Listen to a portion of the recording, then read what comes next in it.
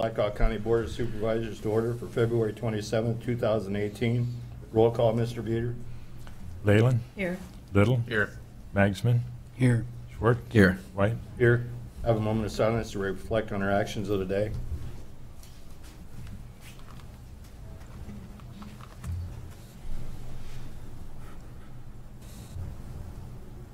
Please join me in the Pledge of Allegiance.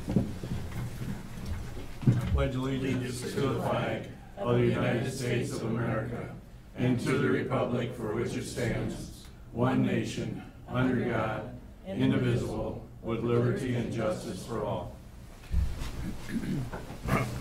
Have the agenda received as proposed or as amended? Second. Moved and seconded. We have a couple of 9D. We got a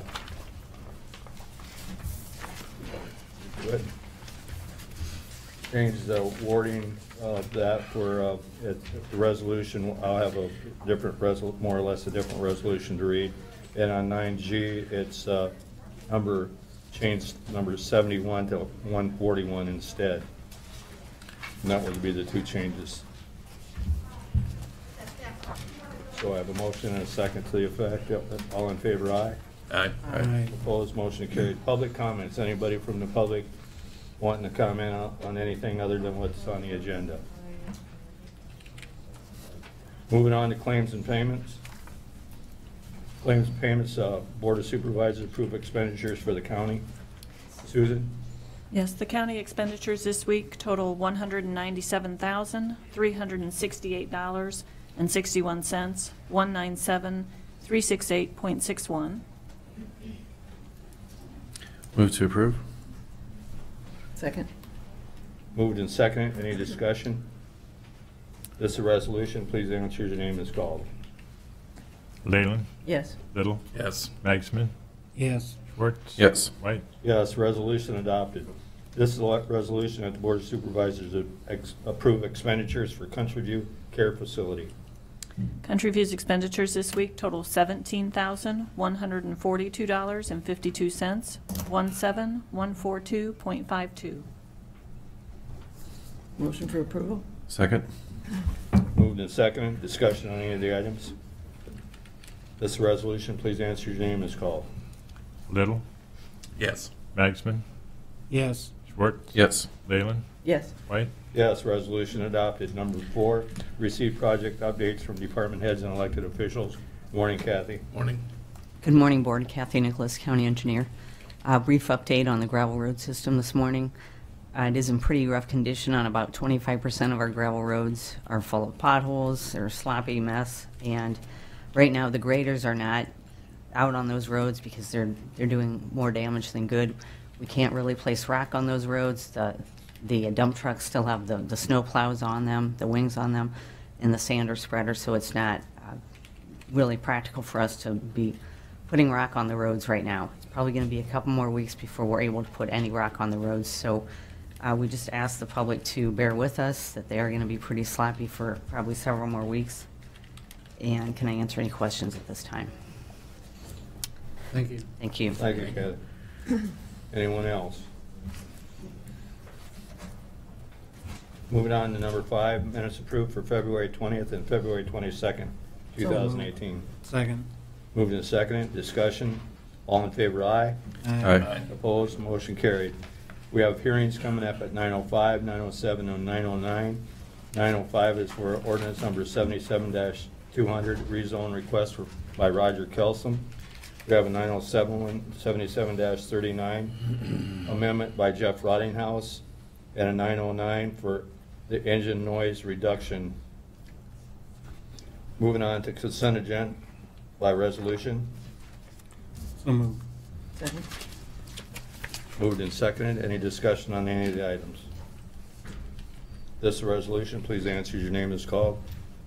Magsman. Yes. Schwartz. Yes. Leyland. Yes. Little. Yes. White. Yes, resolution adopted. Contracts and agreements. This is a resolution that the representation agreement between Blackhawk County and Marcus and Millichap, granting the broker the exclusive and irrevocable right and authority to sell the Country View Care Facility be approved. So moved. Second. Moved and seconded. Discussion. Again, doing this is the first step in a long process. It's just moving forward, and the county is not committing any money to this through this company unless we sell the facility. And this has been reviewed by Eric Johnson, so he made a few changes for us. This is a resolution. Please answer as your name is called. Schwartz, No. Leyland, Yes. Little, Yes. Magsman, Yes. White, Yes, resolution adopted. This is a resolution that the lowest reasonable bid received from Boulder Contracting, Grundy Center, Iowa. Bid opening February 20th, 2018 for project number 3005. Jessup Marquee overlay on C-54 Marquee Road over unnamed creek and on V-62 Jessup Road. Range 11W, Section 14, Township 88 North, Range 11 West, Section 23.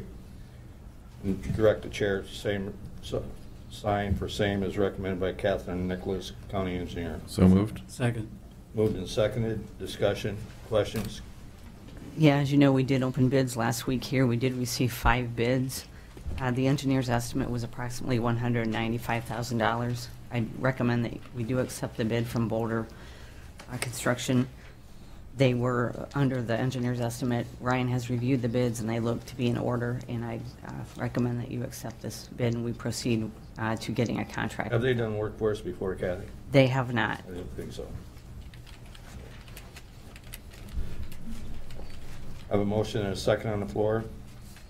Any further discussion? This is a resolution. Please answer as your name is called. Leyland, Yes. Little, Yes. Magsman, Yes. Schwartz, Yes. White, Yes, resolution adopted. Other business. This is a resolution that the lowest reasonable bid received from Siskel LLC, Omaha, Nebraska, for cooling tower repairs at the jail and Pinecrest facilities with a bid of $39,120 be approved. Second.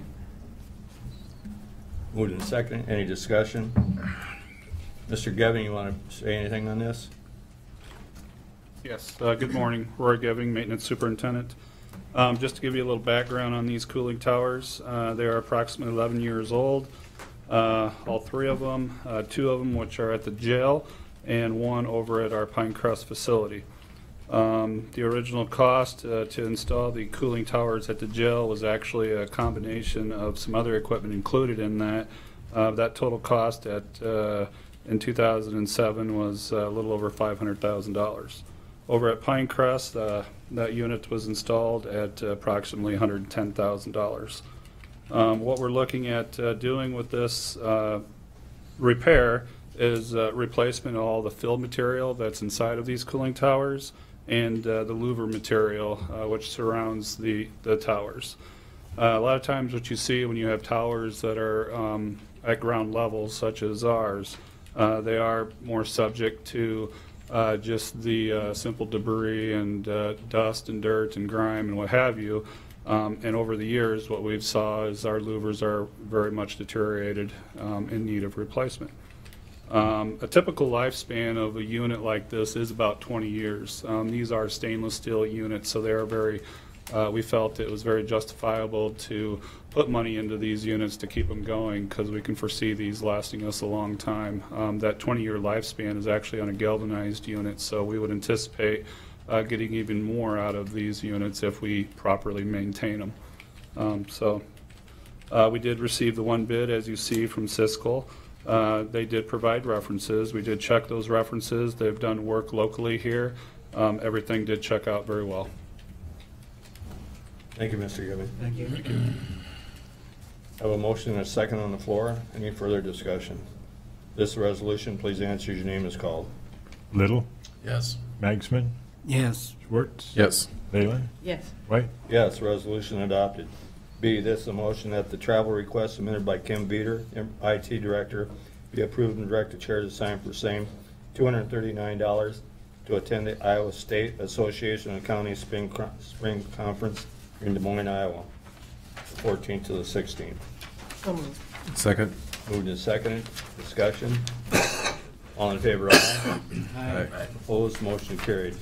C, a resolution to approve the purchase offer for voluntary property acquisition program for 5407 Whedon Road, Waterloo, Iowa. Second. So- Moved and seconded. Mr. Maxman, anything on this? Well, so one property we have been able to secure due to the 2016 flood, to do a property acquisition of this property here and to demolish it and turn it into a green space. Thank you. Any questions? Anyone from the audience? This resolution, please answer as your name is called. Maxman, Yes. Schwartz, Yes. Leyland, Yes. Little, Yes. White. Yes, resolution adopted. D, this is a resolution that Amanda Kirkhoff, RN, be approved as interim director of health service with a wage increase of 5% effective February 22nd to comply with the state and federal regulations for the time period Country View Center is need of provisional administrator. Reassignment as requested by Dennis Coleman, former Country View administrator. So move. Second. Moved and seconded. Discussion. I believe, yep, there's Amanda. Amanda's here in the crowd. Did you want to say anything about this, Carol, as far as it being stipulation, I think, for? Good morning, Morning, Carol Carol. Laurie, Provisional Administrator, Country View. This position is necessary to comply with our state and federal regulation, as I have been moved into the position of Provisional Administrator. Amanda will be moving to fill my duties as required. Thank you, Carol. Thank you. And thank you, Amanda, for stepping up to the plate. This is a resolution. Please answer as your name is called. Schwartz, Yes. Leyland, Yes. Little, Yes. Maxman, Yes. White. Yes, resolution adopted. 9:05, it is now 9:13. We have a hearing on proposed ordinance number 77-200, Calcium rezone. Motion to receive and place on file proof of publication. Move. Second. Moved and seconded. Discussion. All in favor, aye. Aye. Opposed, motion carried. Motion to waive the first reading as notice was published on February 16th. So moved. Second. Moved and seconded. Discussion. All in favor, aye. Aye. Opposed, motion carried. Motion to close the hearing after oral or written comments are received. So And moved. placed on file. Second. Any written comments, Grant? No, sir. You got the floor, Seth. Okay, all right. The Planning and Zoning Commission at its regular meeting on January 23rd, 2018, reviewed the request to rezone 1.55 acres from A Agricultural District to AR Agricultural Residential District, and rezone 2.15 acres from Residential Suburban District to Agricultural District in order to swap the location for a buildable residential lot. The location is west of 2905 Cherrywood Road for the Calcium rezone. The request is to rezone 1.55 acres from A Agricultural District to AR Agricultural Residential District, to rezone 2.15 acres from RS Residential Suburban District to A Agricultural District in order to swap the location for a buildable lot. It was moved by Wertz and seconded by Beck to approve the request to rezone 1.55 acres from A Agricultural District to AR Agricultural Residential District and rezone 2.15 acres from RS Residential Suburban District to A Agricultural District to swap the location for a buildable lot. Motion to approve carried 5-1, within chain voting nay due to having potential farmland taken out of production. The project site is located west of 2905 Cherrywood Lane and 200 feet west of the Desizart Road and Terry Moore Road intersection. The land is also located adjacent to South Acre subdivision, which contains 14 homes. The South Acre subdivision is located about 3,000 feet south of the intersection of East Orange Road and Desizart Road. The surrounding land uses A Agricultural District to the north, east, west, and south. The properties are identified as agricultural and residential on the future land use map, a component of the Blackhawk County Comprehensive Land Use Plan. Land to the north is designated as agricultural and residential, and land to the west and south is designated as agricultural, and land to the east is designated as residential. For the proposed rezone, the land being rezoned from RS residential to suburban agricultural is in the 100-year floodplain, but the land being rezoned from agricultural to agricultural residential is not located within the 100-year floodplain as designated by the Federal Emergency Management Agency. The site has a land evaluation score of 87 out of 100 and a LISA score of 174, meaning that the site has low agricultural value. The applicant is proposing to rezone 1.55 acres from A Agricultural District to AR Agricultural Residential District and rezone 2.15 acres from RS Residential Suburban District to A Agricultural District in order to swap the location for a buildable residential lot. The applicant in the future intends to split off the lot as a 2-acre parcel and submit a minor plat application. The 1.55 acres being rezoned from A to AR meets the 1.5 minimum lot acre requirement and the lot width minimum requirement of 150 feet. The 2.15 acres being rezoned from RS Residential Suburban District to AR Agricultural District will be a buildable lot. The applicant at this point in time plans to keep the remaining 43.66 acres of the total 45.16 total acre parcel as agricultural ground, with only 1.5 acres being rezoned from A Agricultural District to AR Agricultural Residential District. In addition, there are no plans to extend Cherrywood Drive at this time. The land that is being rezoned to AR also contains an agricultural building. Staff is recommending as a condition that a 60-foot wide easement is maintained on the southern edge of the rezoned area for future extension of Cherrywood Drive. Ryan Brennan with the Blackhawk County Engineering Department had concerns regarding how the non-platted adjacent land would be developed in the future, and if there are any proposed plats for the area. I wanted to see an easement maintained for Cherrywood Drive so that the road does not become landlocked. Heiberger indicated that at this time, there are no plans for the area. The 43.66 acres not being rezoned shall remain in agricultural production, and that's Heiberger with the staff report. Thank you, Seth. Any questions for Seth? What type of sanitary sewer system exists out there? It's all septic and wells. Individual? Individual.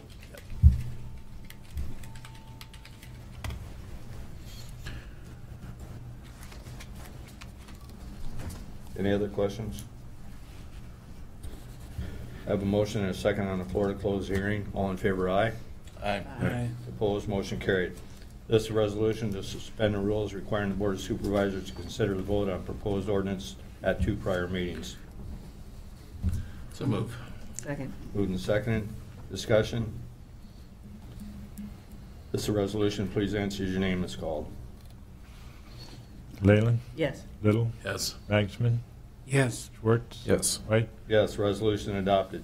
This is ordinance adoption. That ordinance amending ordinance number 36 is amended. The Blackhawk County Iowa Agricultural Preservation zoning ordinance adopted February 2nd, 1999 by adding section number 200 to the section 6B, rezoning certain property as described on the above request submitted by Roger Kelsom.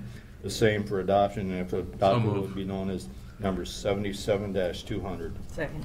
Moved and seconded. Discussion. This is a resolution. Please answer your name as called. Little, Yes. Magsman, Yes. Schwartz. Yes. Leyland, Yes. White. Yes, resolution adopted. This is a 9:07 hearing. It is now 9:19. Hearing on proposed ordinance number 77-39, Rotting House conditional amendment. Motion to receive and place on file for proof of publication. So moved. Second. Moved and seconded. Discussion. All in favor, aye. Aye. Opposed, motion carried. Motion to waive the first reading as notice was published on February 16th. So moved. Second. Moved and seconded. Discussion on this. All in favor, aye. Aye. Opposed, motion carried. Motion to close the hearing after oral or written comments are received. Any written comments, Grant? No, sir. Seth, floor again. Okay.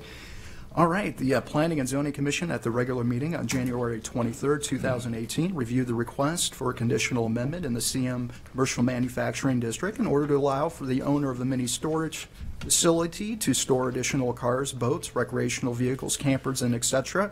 outside, removing a previous condition of approval limiting the area that can be used for outside storage. The location is at 12100 to 12108 LaPorte Road, Riding House conditional amendment to allow for outside storage in the CM. The request for the conditional amendment for the outside storage in the commercial manufacturing district in order to allow for the owner of a mini storage facility to have additional boats, recreational vehicles, campers, etc. outdoors.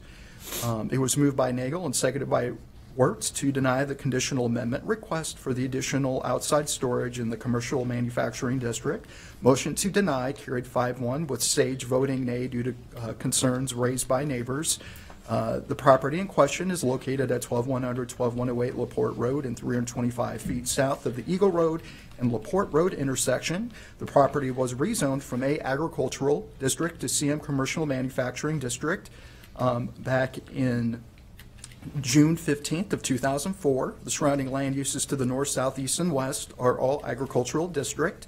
The Blackhawk County Future Land Use Map, adopted as a component of the Blackhawk County Comprehensive Land Use Plan, designates this property as agricultural to the north, south, east, and west, and the property is designated as agricultural and to the east designated as parks and open space. A letter of map amendment was approved by the Federal Emergency Management Agency for the mini storage structure on January 10th, 2006. However, the remainder of the parcel is still located in the 100-year floodplain as designated by the Federal Emergency Management Agency. This request is a conditional amendment request to the CM Commercial Manufacturing District in order to allow the mini storage facility to store additional cars, boats, recreational vehicles, campers, etc. outside. The applicant was previously approved for a 60 by 80 office building with a site plan that was approved in 2004. The applicant in the future intends to utilize the entire 6.82 acre parcel for outside storage that is not currently occupied by the storage building or existing outside storage. However, the applicant only intends to have an additional 1.5 acres for outside storage as labeled on the revised site plan at this time. Approximately 1.5 acres is labeled as future outside storage on the revised site plan. Shall not be utilized at this time. The applicant should simply list this as future potential outside storage so that a conditional amendment does not have to be applied in the future. The applicant also intends to install a fence on the property. The property was rezoned on June 15, 2004 as from A Agricultural District to CM Commercial Manufacturing District with the following 4 conditions. Limit the maximum number of part-time employees to 6. Limit outside storage to areas shown on the site plan. Limit the hours of operation of the business from 7 a.m. to 11 p.m. Monday through Saturday, and on Sundays from 7 a.m. till 9 p.m. And limit the property to only have access from LaPorte Road, Highway 218, with no access to be permitted from Cobra Road to the west except for agricultural purposes. The applicant is requesting to have more space for outside storage to the north of the mini storage facility. The owner has been getting several calls from potential customers to store additional cars, boats, recreational vehicles, campers, and etc. The applicant at this current time only plans to have an additional 1.5 acres of outside storage as indicated in the revised site plan. An additional 1.5 acres labeled as future storage shall be utilized at a future date. Land not being utilized for outside storage shall remain in agricultural production. Demand for outside storage shall dictate when and how much the outside storage will be utilized. Approval of the conditional amendment will eliminate the previous condition limiting the amount of outside storage that was previously approved with the 2004 site plan. If the conditional amendment is approved, the new condition sheet will have to be drafted for the site. The conditional amendment went before the Planning and Zoning Commission on March 2nd, 2017, and was denied unanimously due to concerns raised by neighbors. The conditional amendment was denied unanimously by the Board of Supervisors on April 18th, 2017, due to the concerns raised by neighbors as well. The Technical Review Committee noted that the property had a LOMA completed for the mini storage in 2006, and were concerned about placement of additional outside storage in the 100-year floodplain. And that's Heiberger with the staff report. Thank you, Seth. Thank you. Anyone from the public, got any comments? Come up to the microphone, give your name and address.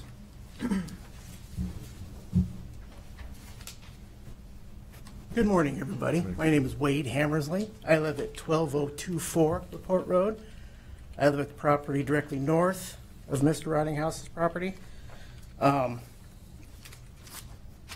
I have some handouts if anybody would like any. This is just to keep me organized.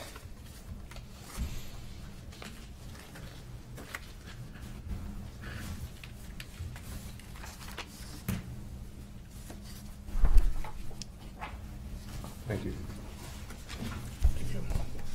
Thank you.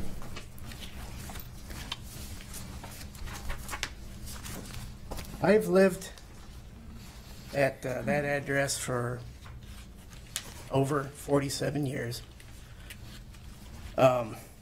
Just looking at the first page, yellow is obviously Mr. Rottinghouse's. Everything in blue are residential properties, which consist of 14 separate homes, just in this immediate area. Obviously, you've seen the flood map. The page 2 is just a floodplain of where the 100 and the 500-year floodplain are. My third page, this is just some pictures I took from 2008. This is looking south, my yard, and then past where the trees are is Rottinghouse's. Next page, I didn't get the building, but I do have the driveway leading to Rottinghouse's. This is also from 2008. Just some pictures of how the flooding was. Third picture, this is just a picture I took just a week ago, just from minimal, melting and a little bit of rain. And you can see that there is already some standing water. And this is typical every year. And then the ditch between our places runs full every year. I mean, it's typical year. Now the next page, this is just some of the minutes from the 2004 the Zoning Commission. And then on the second page, I had highlighted the paragraph. Given the number of adjacent residences uses, staff would question if this is an appropriate area to encourage commercial business based on the potential negative impact it could have, particularly on the adjacent residences. However, the condition agreed to by the applicant not to allow storage on the property should help alleviate a lot of the negative impact on the area. Basically, I'm just saying, in 2004, they were questioning even granting the zoning due to the proximity of all the homes. And since Mr. Rottinghouse agreed to not have any storage, that seems to me the main reason why it was even rezoned, due to the fact that he agreed not to do that. And my point is, I'm just wanting to make sure that Mr. Rottinghouse continues to honor that original agreement in 2004. Any questions from anybody? Thank you. Thank you very much. Hey, thank you. Anyone else?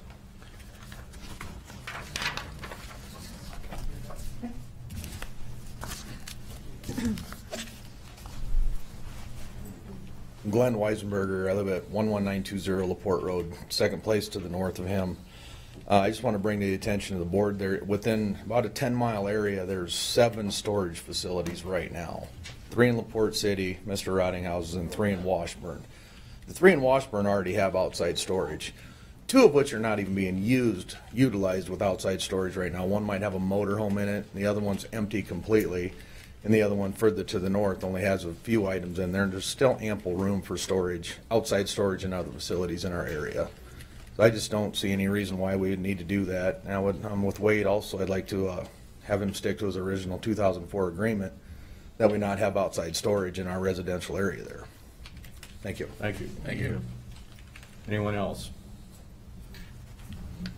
Have a motion and a second on,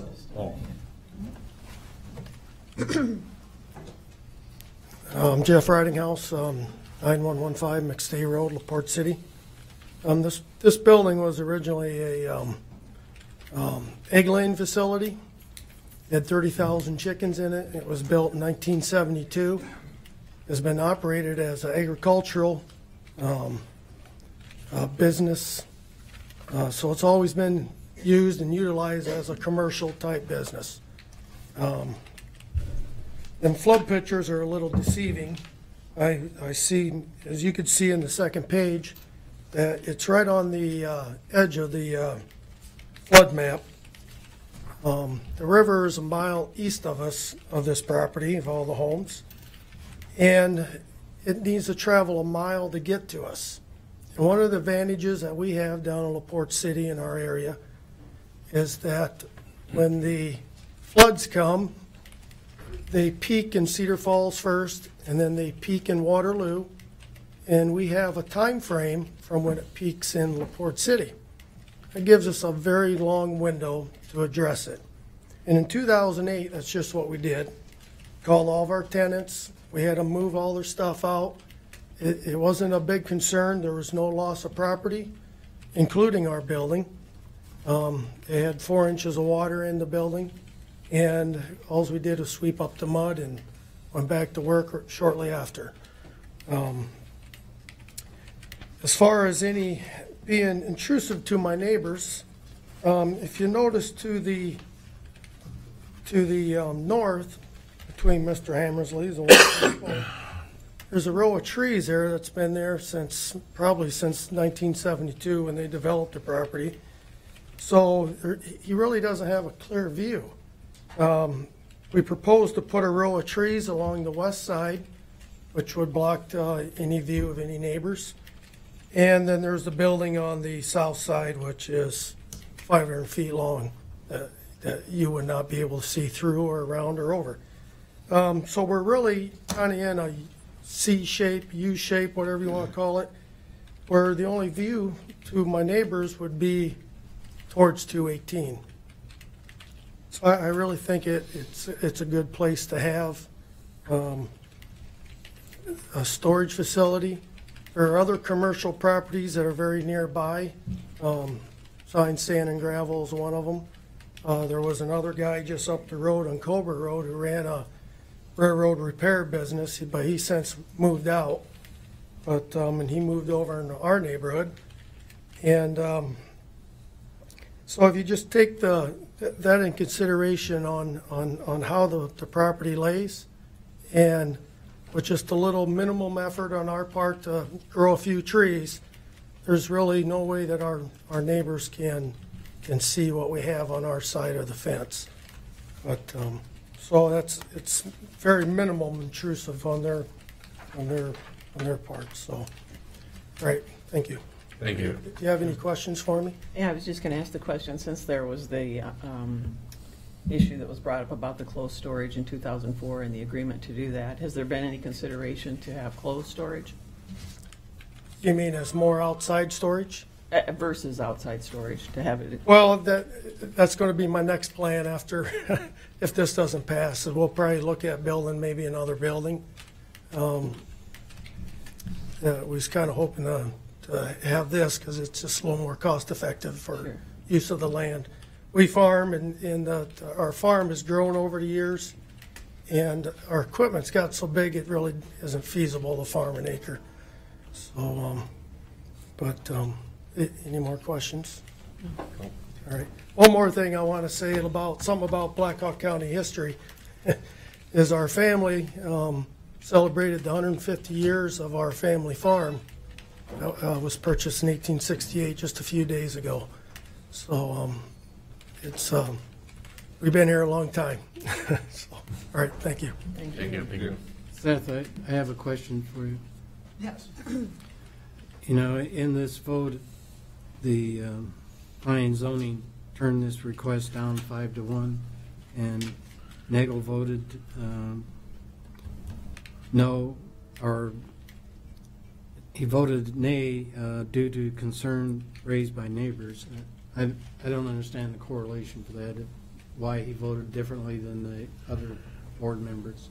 Yeah, that was wasn't quite sure why he didn't. I guess he just didn't have any issues with the outside storage, although the rest of the commissioners did. But yeah, that there was one person that did not vote yes to deny. I was going to say it, but it does say due to concerns raised by neighbors, so that would indicate almost that he would have voted the other way. I wondered if it was one of those. Oh, okay, yeah, maybe I guess I was just.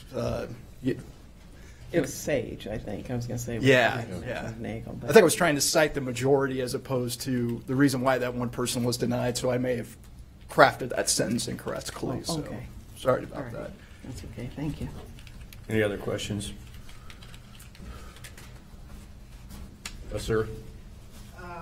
Wade Hammersley again. I forgot one thing. I have a signed petition from 16 residents within 1,000 feet of this property. Thank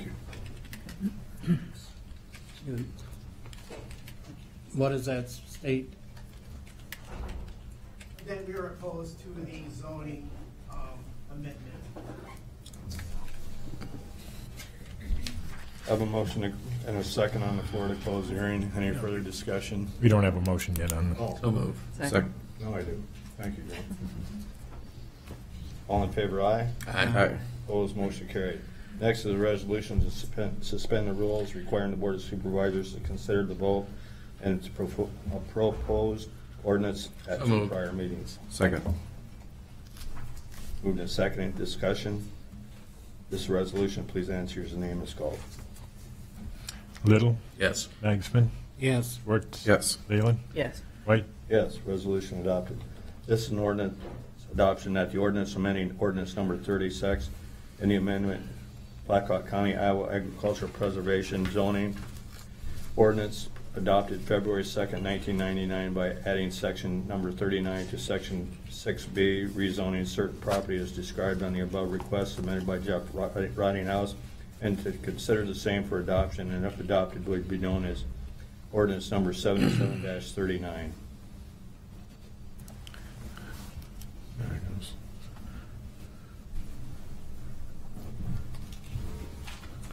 Do I have a motion? So moved. I'll second it. Motion and seconded. Any discussion? This resolution, please answer your name is called.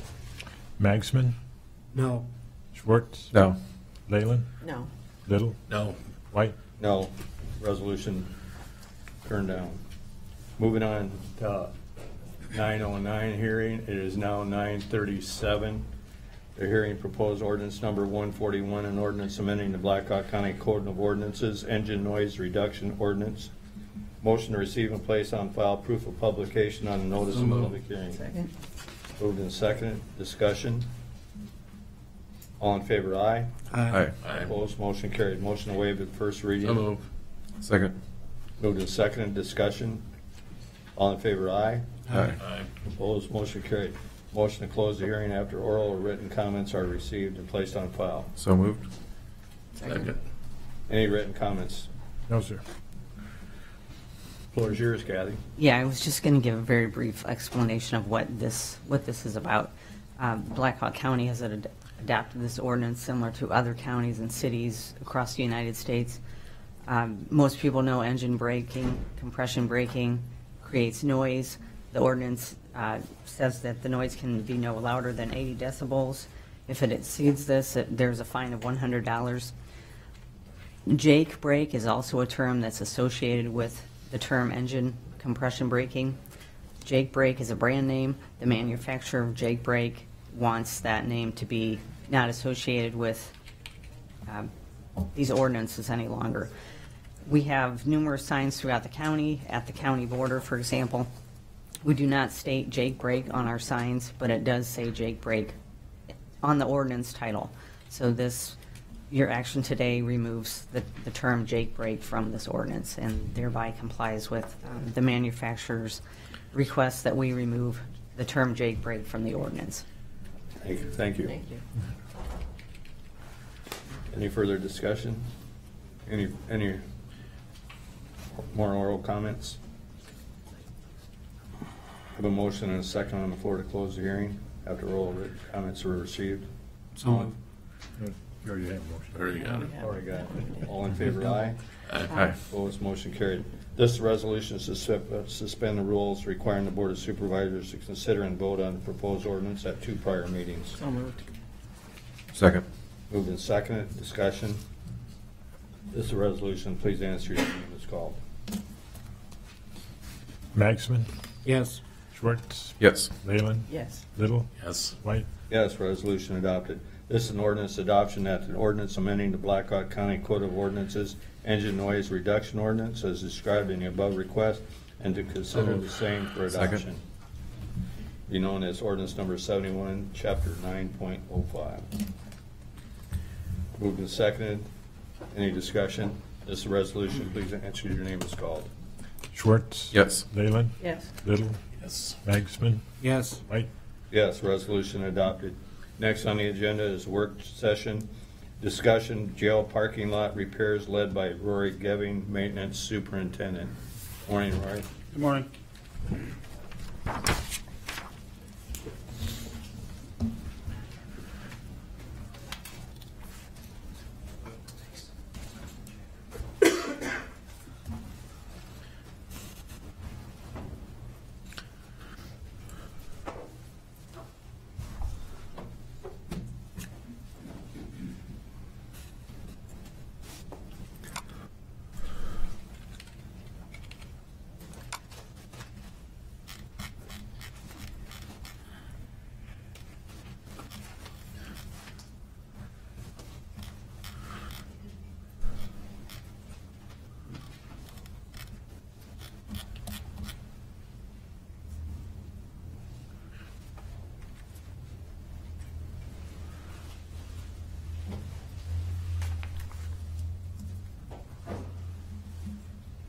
Is that all right? Good morning, Board. Thank you for allowing us to have a work session on the parking lot.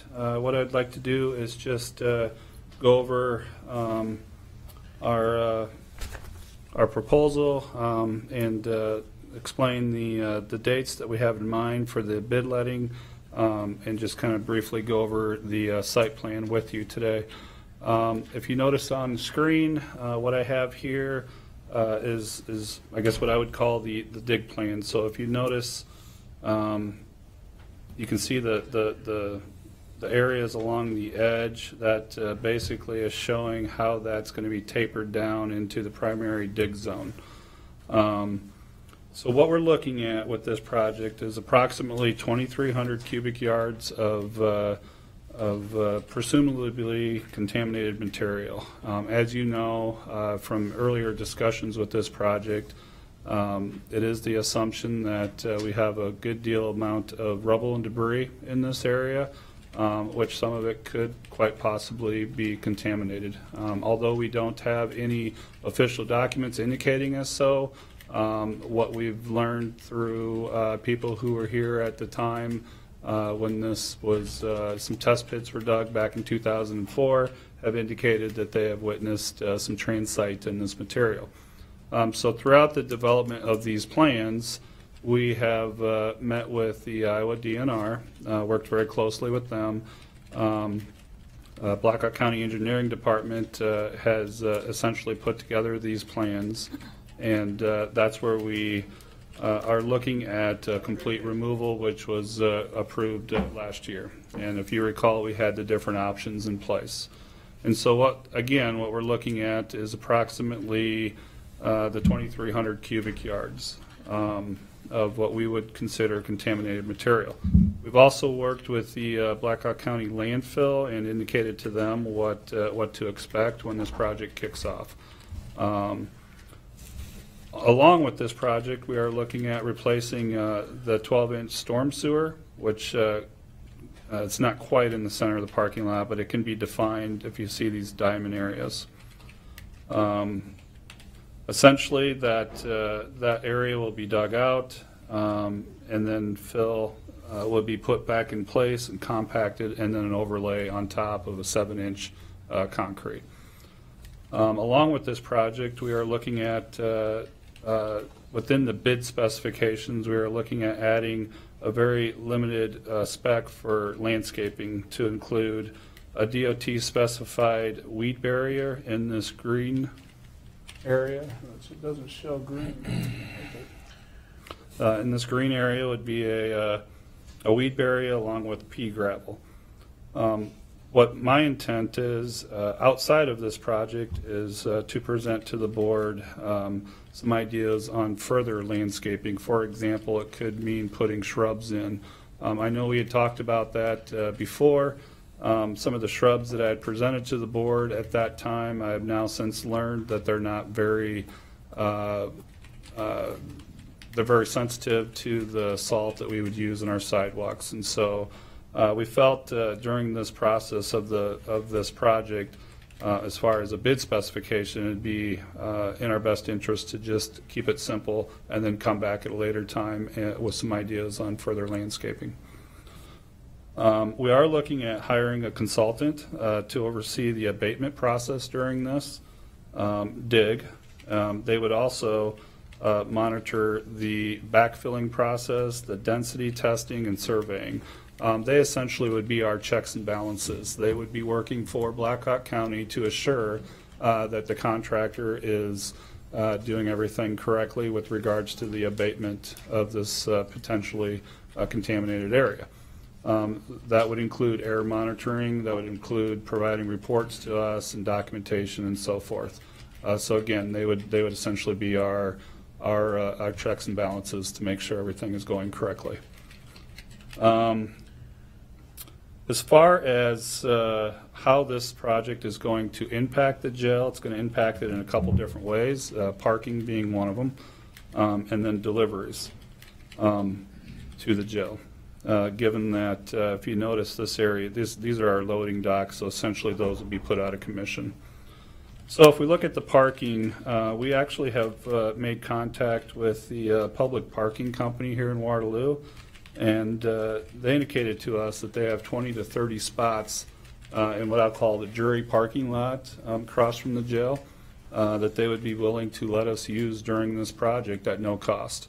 They would provide tags that the employees or the staff at the jail would hang in their car, and they could park in those spots. Along with, we have 18 meters over there, which the Sheriff's Department essentially could bag those meters, and that would be another 18 spots that they could use there as well. So essentially that, in my opinion, that really takes care of our parking issue during this project, which is a very good thing. The deliveries, a little trickier. What we're looking at is rerouting all of our incoming deliveries to our mechanical room, which is just a set of double doors. That will be a little challenging for us because that set of double doors does have a centerpiece that would have to be removed each time if we had something of large that needed to come through that door, or we would have to offload each delivery by hand and get it into that mechanical room.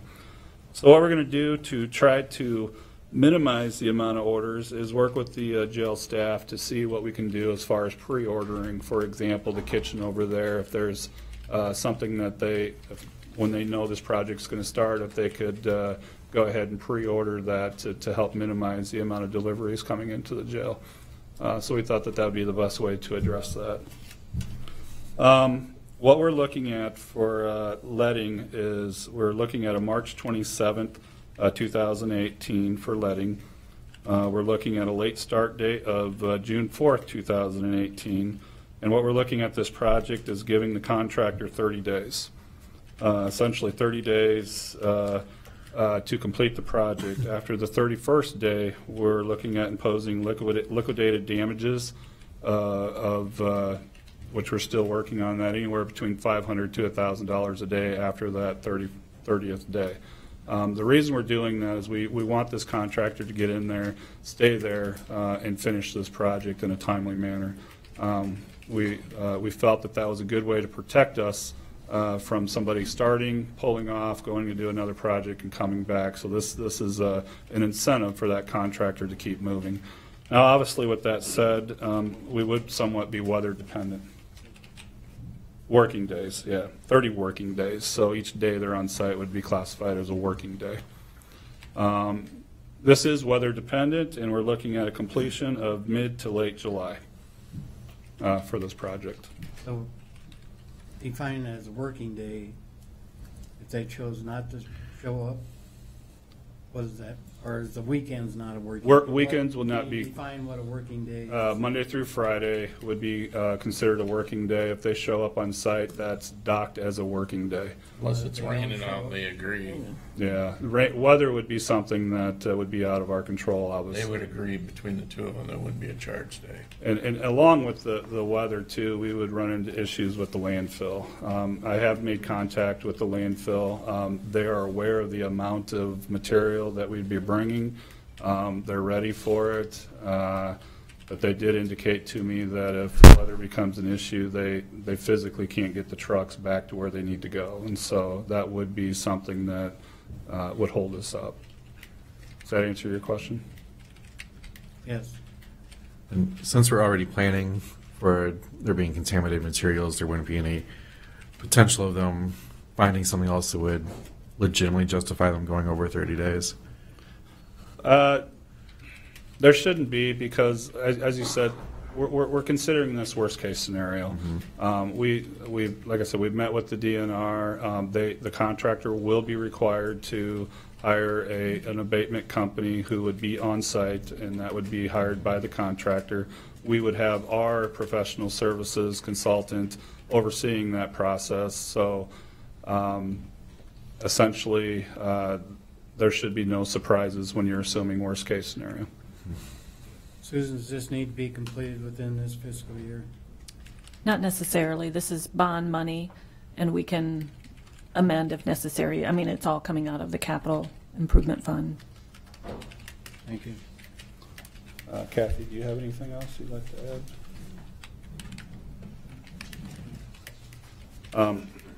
I guess I'd like to say a big thank you to our in-house engineering. They put a great deal of work. As you can tell, this is just one document, one document of many. Very thorough, all the surveying, the site plans, the bid letting, a lot of work went into this to make sure that this goes as smooth as possible. So thank you. Any questions? Sheriff, have any concerns on this? I just have one comment. Obviously, this is expensive, and it sucks to have to negotiate this, but I want everybody to know that back in our research on these documents, this rubble was found when the foundation was dug out for this building. It was found, and the Board of Supervisors at that time opted not to spend the $35,000 that it would have taken to get it mitigated at the time. $35,000. Now we're You're looking now at spending over $1 million on it. Now we're looking at 300-some thousand just to haul the stuff out. Well, just your. And that's not even construction. Yeah. So spend good money one time, Right. make good choices once, and we won't have this problem. So Are you referring to this project or?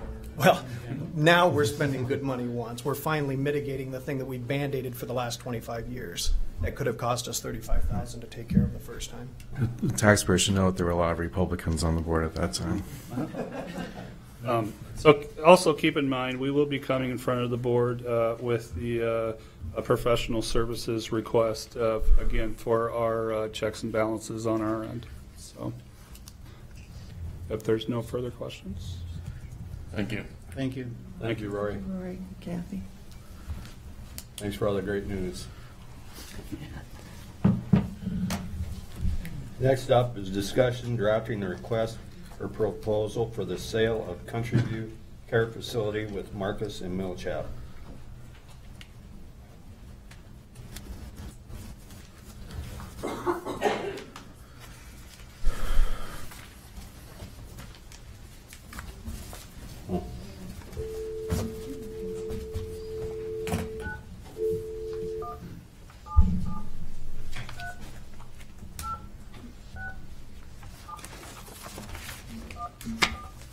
Project will never be done in 30 days.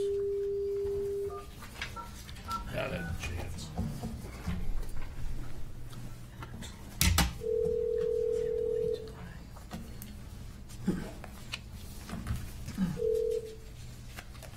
Hi, this is Ryan.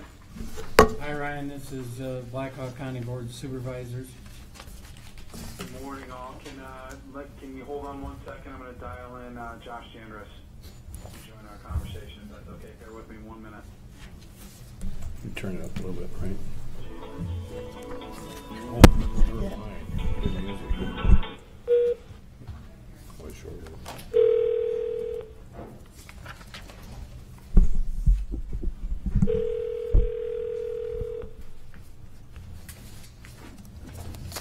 Hey, Ryan.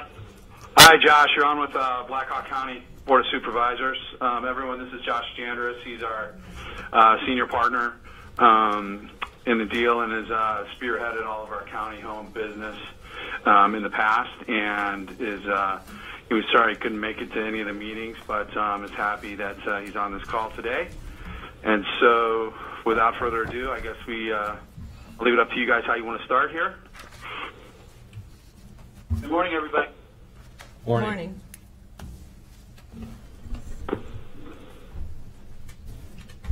I guess need to understand the process here, what we would be looking at today to start working on the, I guess on the RFP for this potential sale.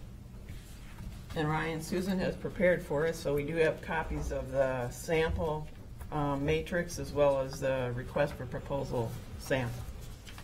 Okay. So I don't know if that's a place to start or not, but You guys got copies of this?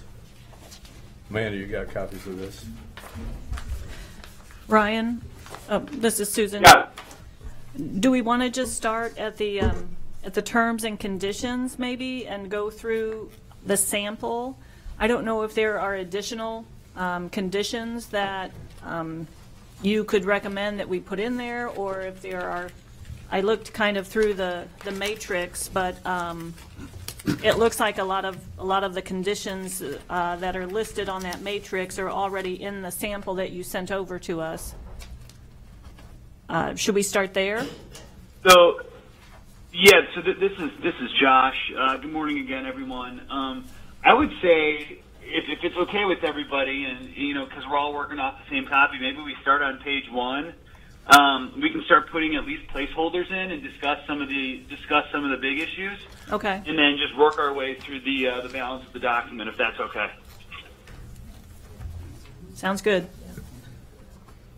So, for instance, one of the first questions was, what are we looking at for, starting today through the balance of the process? And I would say, let's go right to the schedule on the first page. Okay. And let's discuss the process in order to get this RFP and then a marketing process started, and then we'll just keep going. So, one of the things why a county home transaction is unique. What was that?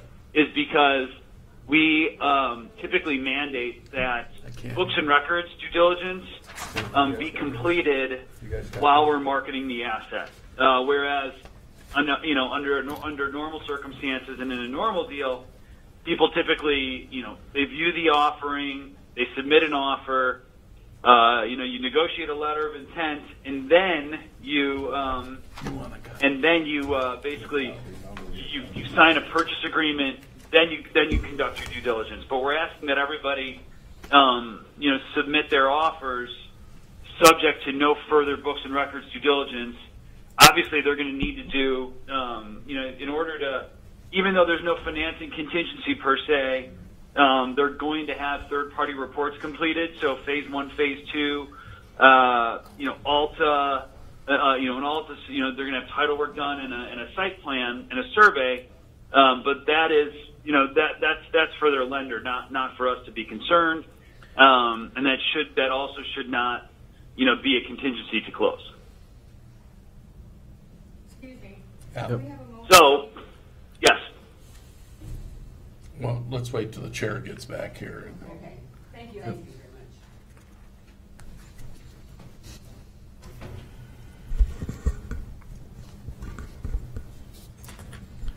much. Josh. Yes. We're waiting to make a few copies here, but so you wanted to start on the first page with the schedule. Do we want to talk about that time frame? Right, and that. Sorry, I apologize for giving all the. No, that's okay. Giving all the background, but I do think it is worth noting. So, I would say if we can, we try to have everybody do their books and records due diligence while we're marketing, saying that we are going to be sending over a due diligence checklist, which is essentially staffing, benefits, and financial documents and data that we will need to stock a data room. Once we have that information, we will run it on parallel paths, but once we'll be working with your team to collect that information and stock the data room, and at the same time we'll be working on the RFP, finalizing it. And I would think if we can get all of that information in the next week and a half, I think the RFP release date of May 12th is realistic. However, March 12th. March 12th. Sorry, yes, March 12th. We've just seen that sometimes it takes a while to compile this information. So it's just, I just want to be completely, out in the open about that. That sometimes it takes a while, and because we're asking groups to do their due diligence, we think it's fair to, give them all the information they need to do so, which I'm sure you understand.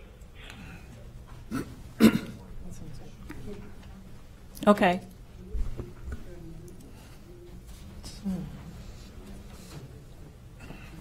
And Ryan or Tom on our team can send that due diligence checklist over today. Okay. So saying that, I would think that March 12th is a pretty realistic RFP release date.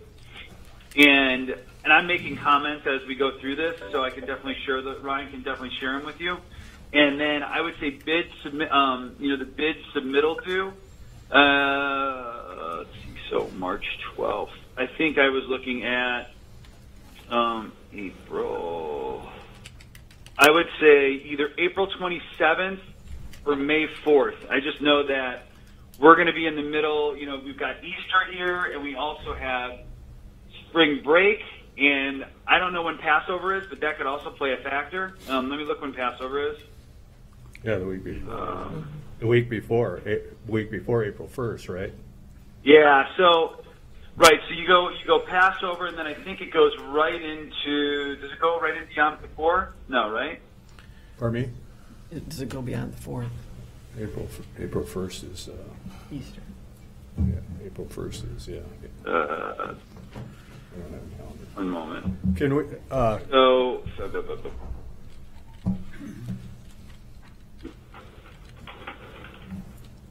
all right. So we go March.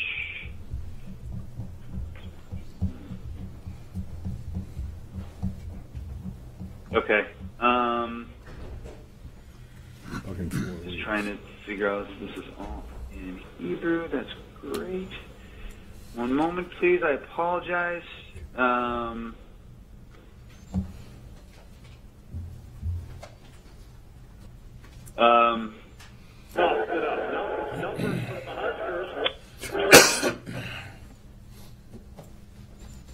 Okay.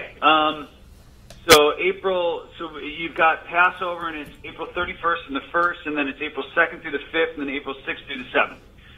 So, what I would ask is just because between people going on spring break, Easter, and then Passover, that's going to take a few days out of critical marketing time as well as critical response time because people are typically quiet during those periods.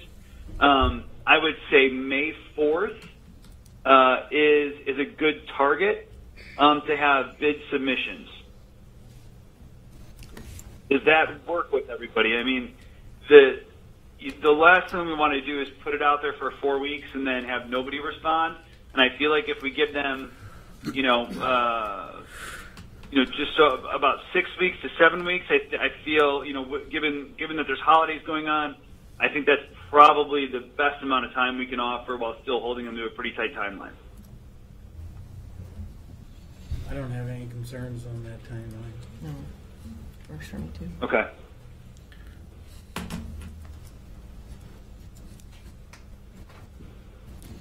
Anybody else?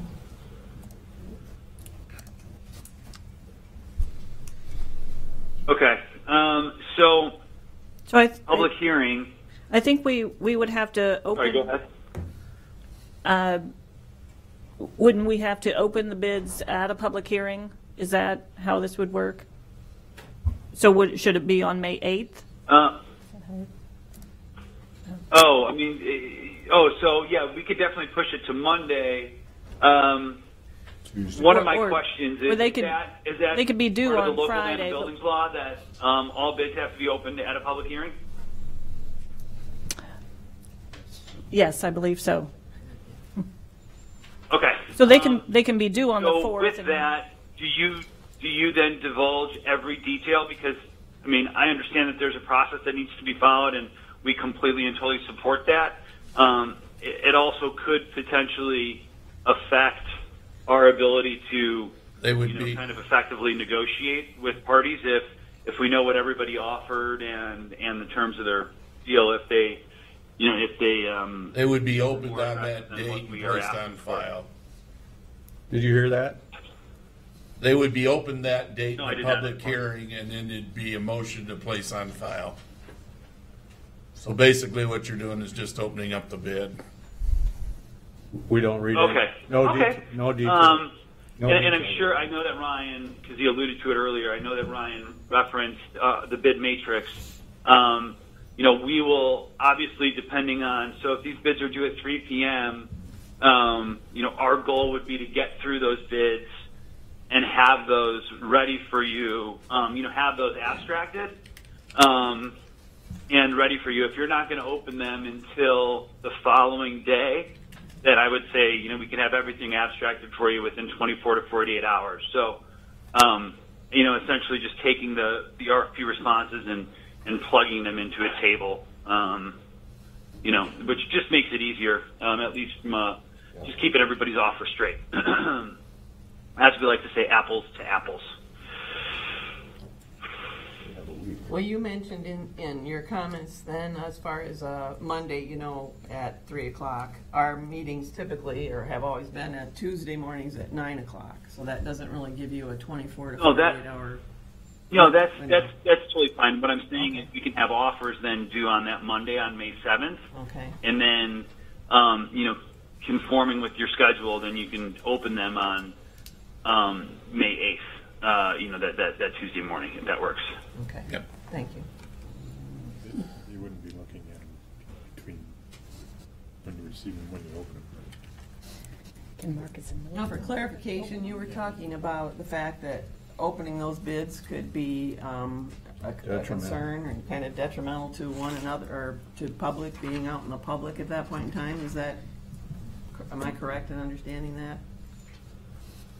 I think that, and again, every state and their counties have different local land and buildings laws. So I don't know exactly what the protocol is there, but what I would say is, we try to once we get the offers, we try to negotiate to obviously get you the ideal transaction, not only price but terms. And so if we open up all the offers and we tell everybody, and we go public and we go, XYZ group offered $9 million and this, and then everybody else offered 5.5, well then it's going to be hard to, get everybody's price up or price, just it'll affect negotiations. I mean, if everybody knows what the terms are and where everybody's at, it's kind of hard to, negotiate then. I think we need to send you our county policy and you follow that. Okay. Okay, that would be great. That's what we work under, and you'll have to follow that policy. Sure. And I guess we don't have to accept what you would say the high bid, we accept the best bid. That's correct. And And that's why I keep saying not just price but terms, because I would say in probably more than half of our transactions outside of New Jersey, where everything has to sell at auction, our clients typically opt for the best bid, not the highest bid. And after seeing that county policy, then we might need to be taking a look at our dates, I guess, to give everybody ample time for you to do what you need to do, but to have it come before us. Susan, make sure they get a copy of that. I will.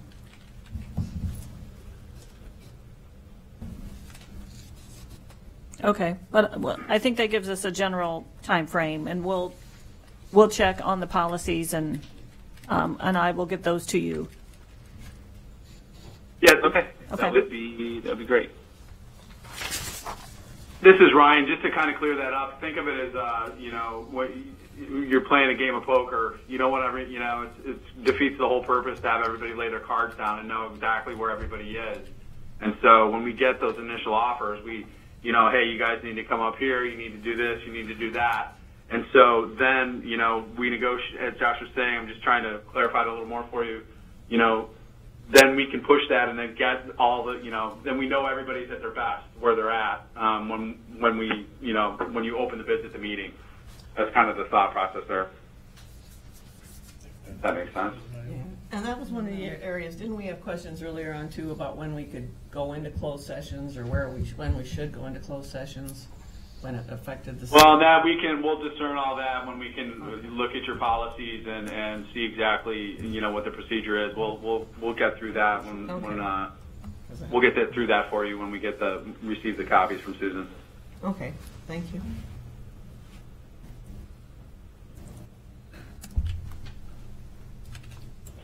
Okay, so after we look at the policies, I guess then we can go through the timing. But you know, if all things are, you know, if it's nothing too, I guess, controversial, which I doubt it is, and I'm sure we can work under those. We shouldn't have any issues kind of operating under the protocols. Then, you know, we'll keep the dates in here as they are, just for the time being, and as placeholders. So mid-page 2, property information. This is the data room that I referenced earlier, where we're going to need to really kind of stock it with all the information that, you know, interested parties are going to want to see, you know, when reviewing it. And what information will you need for that, I guess?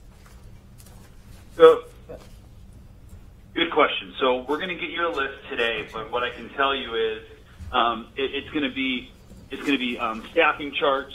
I think we have the collective bargaining agreement, but you know, we're going to want to put that in there. We're going to want trailing financials for, I believe, you know, 2 to 3 years. So anything, you know, and we'll go through and we'll tick things off that you've already shared with us. Okay. But essentially, there's obviously a laundry list of things that, you know, people require when doing due diligence on a nursing home, and so we're just going to make sure that you know, we're giving them all of that at the outset, because, you know, we don't want them to say, sorry, there's not enough information, we can't bid on it, or, you know, Sure. you know, we want to be as accommodating as possible, just to make it a fair process, because we're obviously asking them to, you know, kind of clear contingencies once they're accepted. So, so there would be, you know, Medicaid costs. There would be, you know, cost reports. There's a number of things. It's Okay. probably 20 to 30 things. Okay. And you'll send me a list including of just those? filling out like staffing charts and things like that. Okay. So you'll send a list of those over? But I assure you, and I apologize in advance, but I assure all of you that, you know, you know, selling an asset is not the easiest thing, but we try to, you know, be diligent and expeditious about the stuff like this. So once you do it, you do it. So during the process, you're not going to keep getting emails from Ryan or one of our analysts saying, hey, we need this, we need that. I mean, we try to be very, you know, kind of try to get the work done on the front end, so it makes your life easier and you guys can get back to doing what you do best.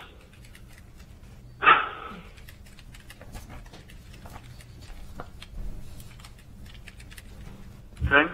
Yep.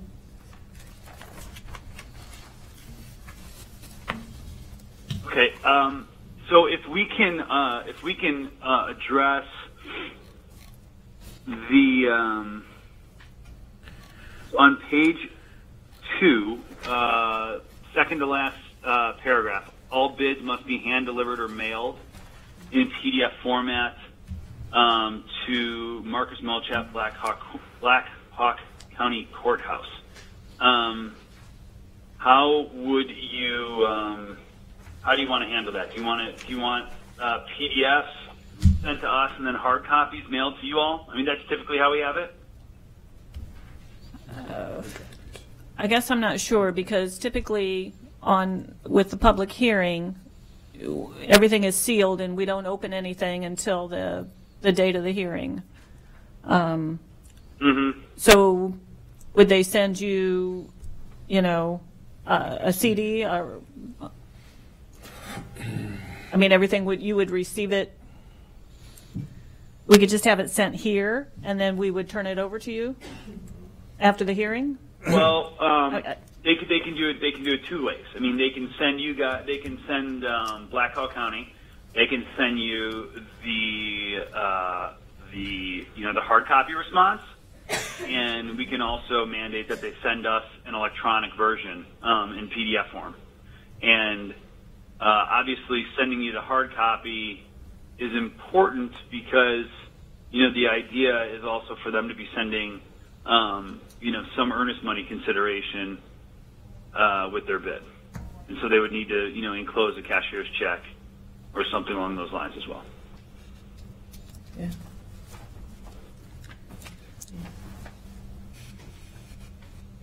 Brent, do you have concerns about that? Oh, I want to make sure that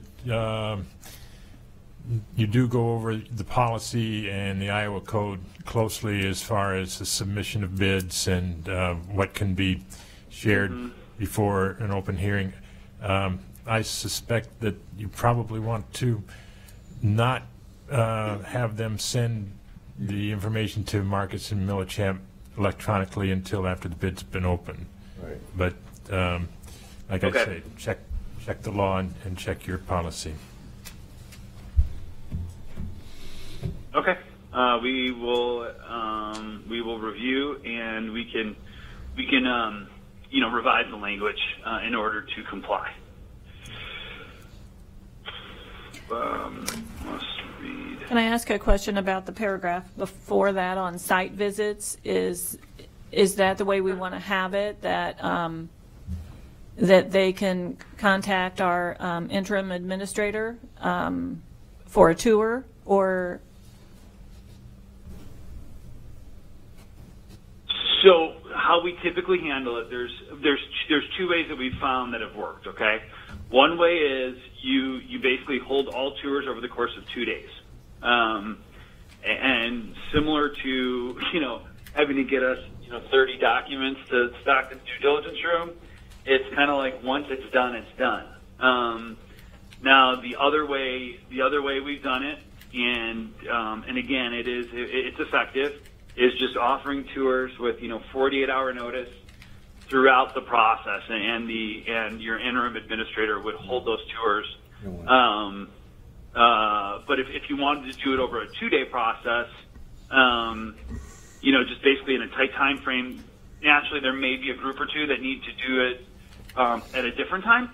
But if you do it over a 2-day process, Ryan can be there in addition to your interim administrator to kind of walk the property with the interested parties. What do you It's think, just hard Carol? for us 2 days? to do it if it's every couple days, over the Right. course of 6 or 8 weeks. I think we would prefer holding it over a 2-day period. Okay. So if that's the case, then I would recommend that we do it kind of towards the end. Maybe in probably later in late April, like mid to late April. Okay.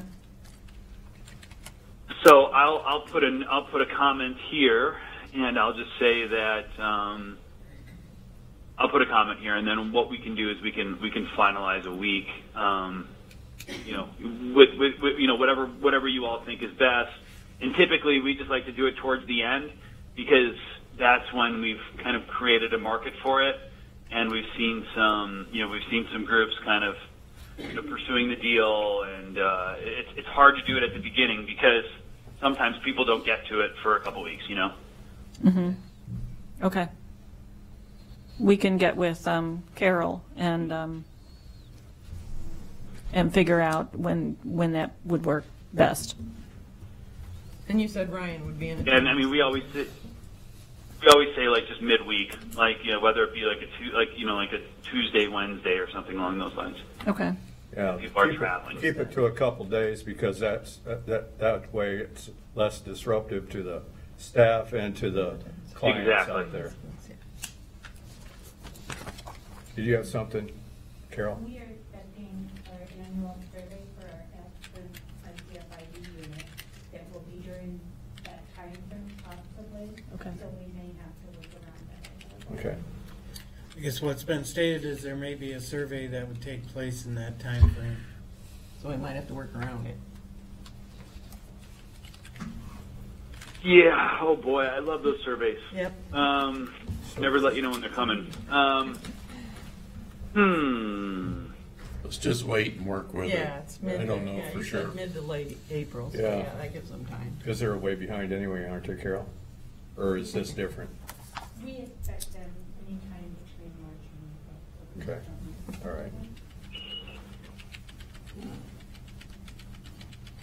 Okay, so I think obviously, Carol, I believe is the interim administrator. She's gonna her input on that is paramount. So let's speak with when you all speak with her, and we figure out what date truly works. Then I think we can kind of put together a plan from there. Okay. We probably have to have some flexibility because we can't guarantee when the surveyors are going to be there. So you'll need to work with her in order to coordinate when that's available for companies to come in and do a visit. Absolutely. We can even put in there. Frankly, we can put in there to be determined, and then do it later. Come up with a date later. It might be best. We should do. Okay.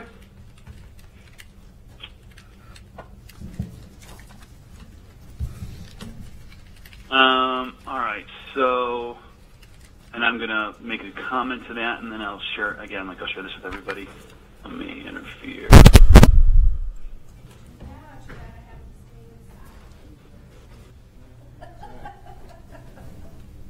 Well, Carol's here today and speaking to it and said it usually is in that March, April timeframe, so maybe we'll be fortunate and it'll be over with by mid to late April, but she's gonna, yeah.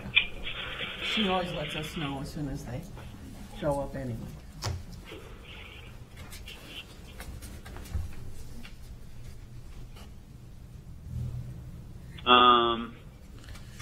Okay. So everybody, is everybody else good on everything on the balance of the information on page 2? Yeah. Yep. Yep. Yeah. Okay. Okay, so sale terms. So a couple things that I caught here. Obviously, the pricing is okay. I think that given the size of the deal, and in order to lure, as many interested parties as possible, I think we should go with a lower certified check amount. And ultimately, if they're selected, they will, have to increase their earnest money. So, I think if we ask for, $50,000 instead of $125,000, I think that's more reasonable. Again, once all the groups that are going to be submitting offers will have, they're going to need to be able to prove that they've got, $5.5 million essentially in the bank, and so, writing a check for $50,000 that will hold for a week or two shouldn't be an issue. I do think, though, that anything over 100, I think is, could be, could dissuade people from participating. Okay. That amount was probably just taken from a sample we had from the previous transactions. So. Yeah, I think it was. It was because we usually go about 1%. So if we were basing it on other transactions that are a little bit less, it makes sense.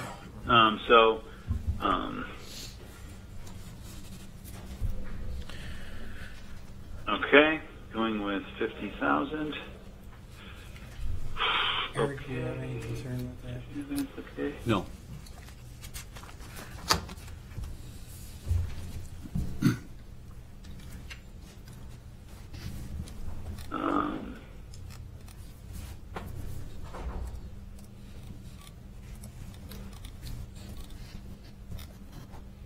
Okay.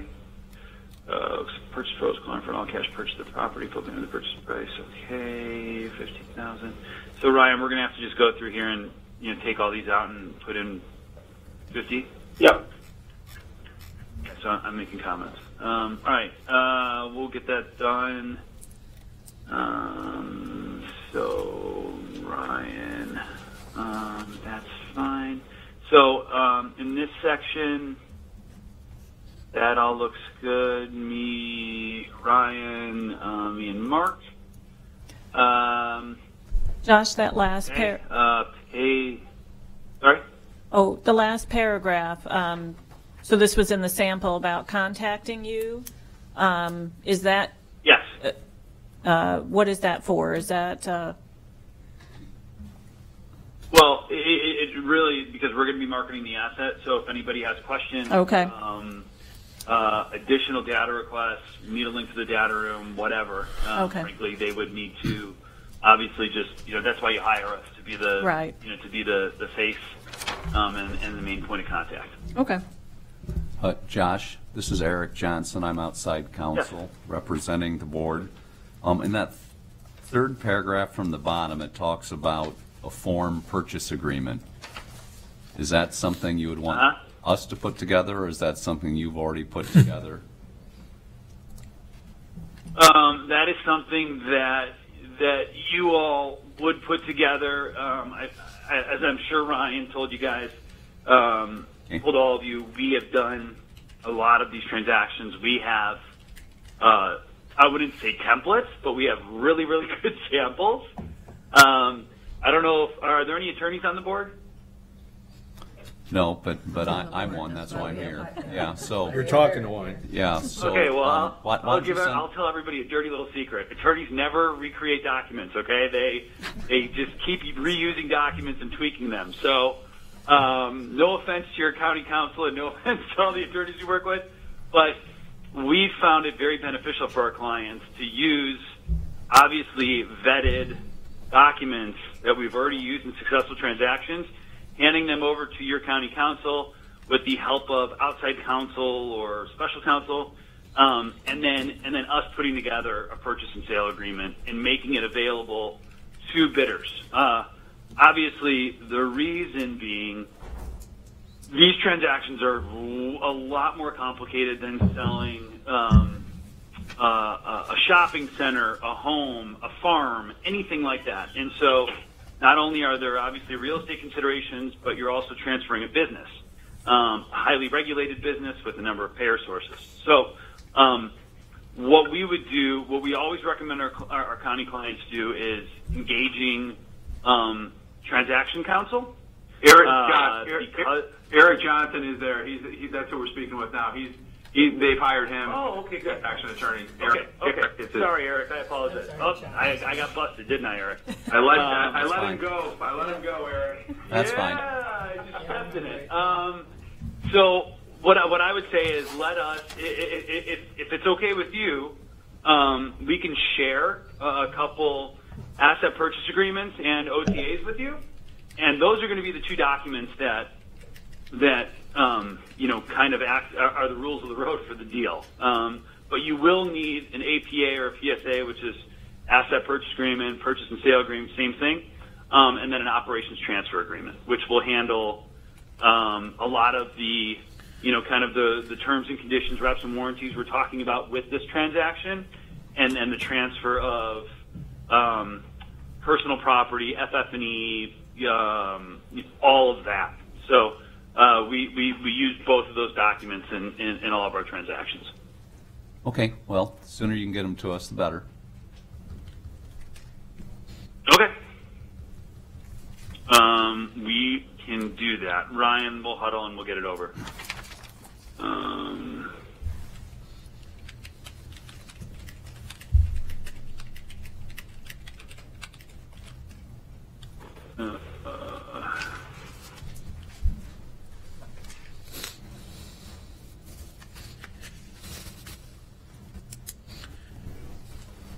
And as far as having the document completed and available, why it's a benefit to the county is because when we finally pick, our final 2 or 3 bidders, we don't have to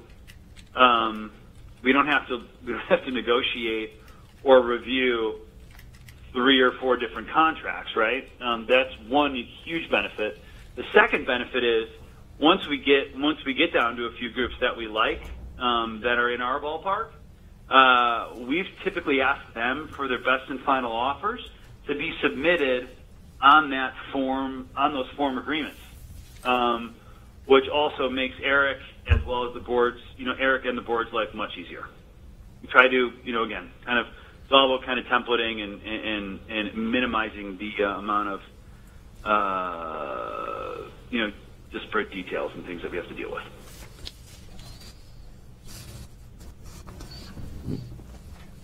Okay? Okay.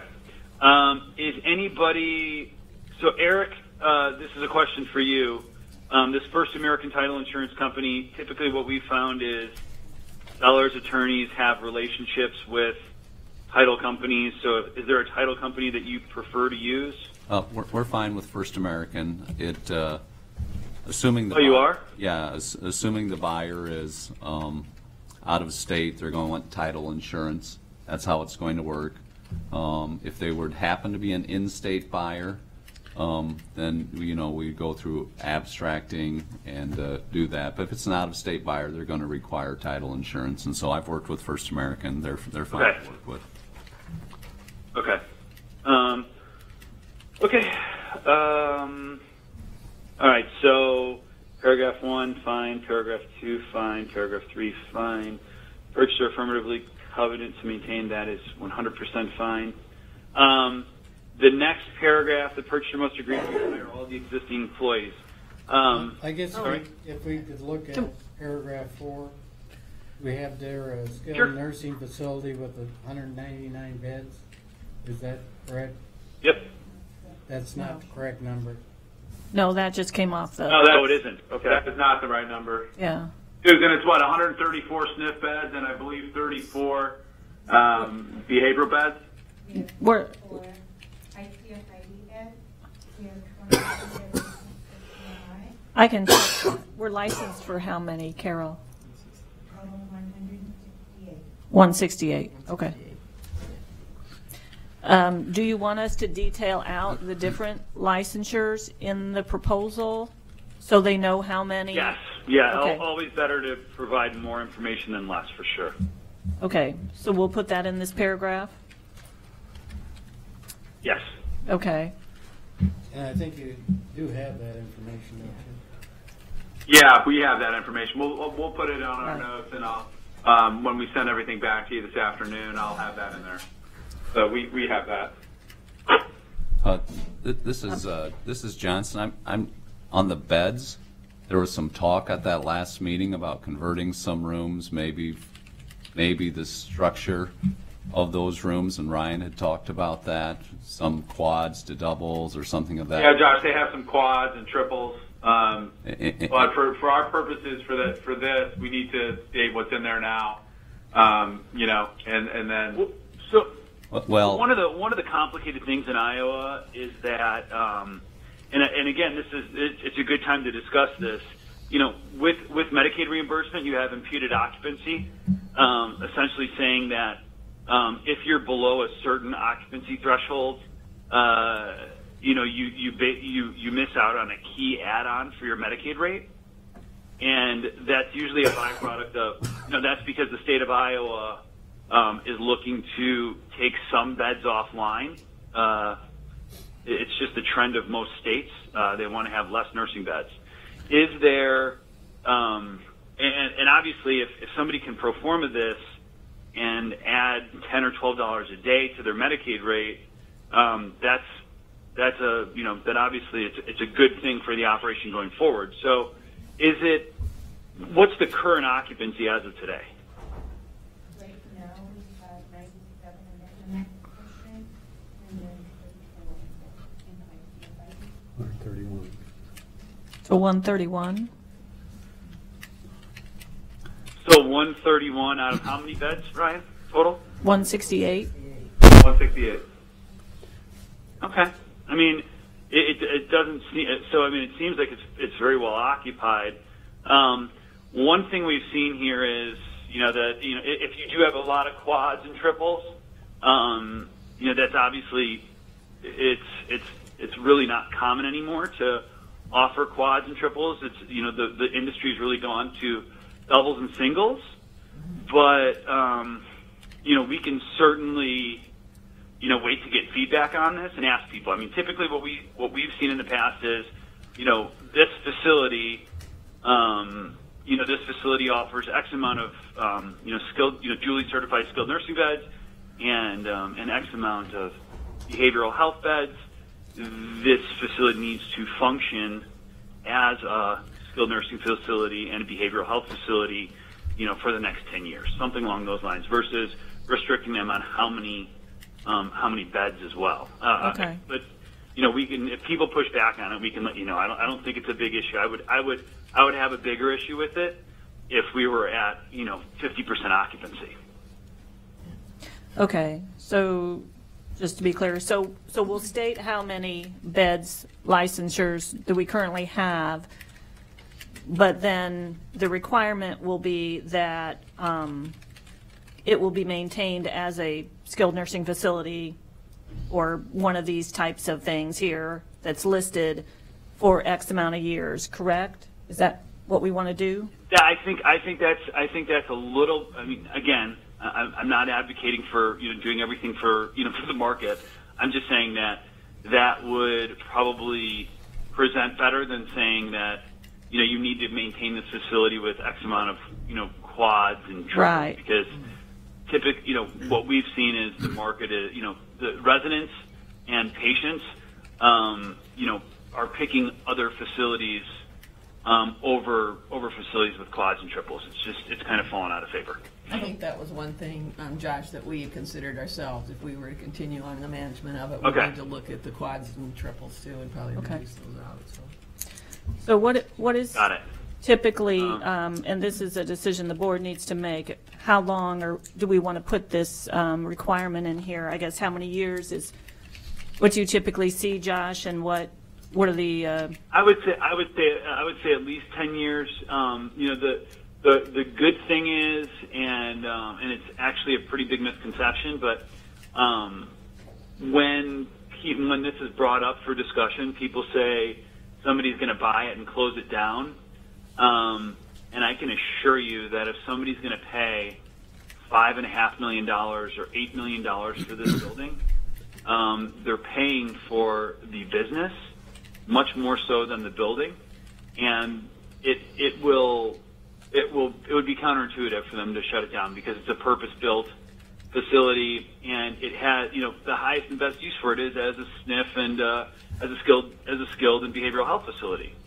But it is good to certainly for optics and for your constituency to let them know that you're committed to keeping this a long-term viable operation. You put it in there no matter what. But whoever's going to buy it is going to want to run it and keep it as a skilled nursing facility and a behavioral health facility. Okay. Is 10 years what the board wants, or? I think 10 years is fine. 10 years, I think. As long as you guys are all okay with it. Yeah. Okay. Is that typical, the next part there, not terminate 10% or more and 20% within the next 6 months? Is that standard? I don't think that's, I don't think we want that in there. I don't, anyway. So maintain all employees. I'll be the bad guy. Okay. You be the bad guy. I think that everybody that works there should, pending a background check and an interview, I think the buyer should have the option of rehiring them. And I can tell you that if you have an out of town buyer, more than likely your buyer's not going to be coming from Black Hawk County. They are not going to show up with 2 Greyhound buses full of new people. And they're not going to want to come into town as an outsider and let a bunch of people go and turn the county home on its ear. They're going to want to maintain, they're going to want to have a good reputation and not rock the boat. So rather than saying, you need to maintain the exact number of employees, and frankly, you also need to give them the same salaries as well as the same benefits. That will definitely have a negative impact on interest. And I don't know if Ryan made a point of this, but when we looked at your nursing costs are 100% in line with what we see kind of in the market. Your laundry and linen is a little low. Your dietary is right in line. I think where you guys are experiencing and again, nobody's going to want to hear this, but the big issue is payroll and benefits. And I think that, you know, the market is at like $13 to $15 to $20 a day, and you're at 115. So if we were to expect that somebody were to buy this asset, keep the same number of employees, and offer the same payroll and benefits exactly, it's going to fail. And I think a lot of people wouldn't be interested in, you know, paying at least $5.5 million for something that's going to be, you know, shut down and not be able to pay its debt service in the next 12 to 24 months. So I would ask that you give Ryan and I an opportunity to kind of look at some other RFPs that we've done and see if there's something that that you all can agree on. I guess from my standpoint, I would like to see there's something in this that guarantees that the current employees will be maintained, subject to the basic background checks.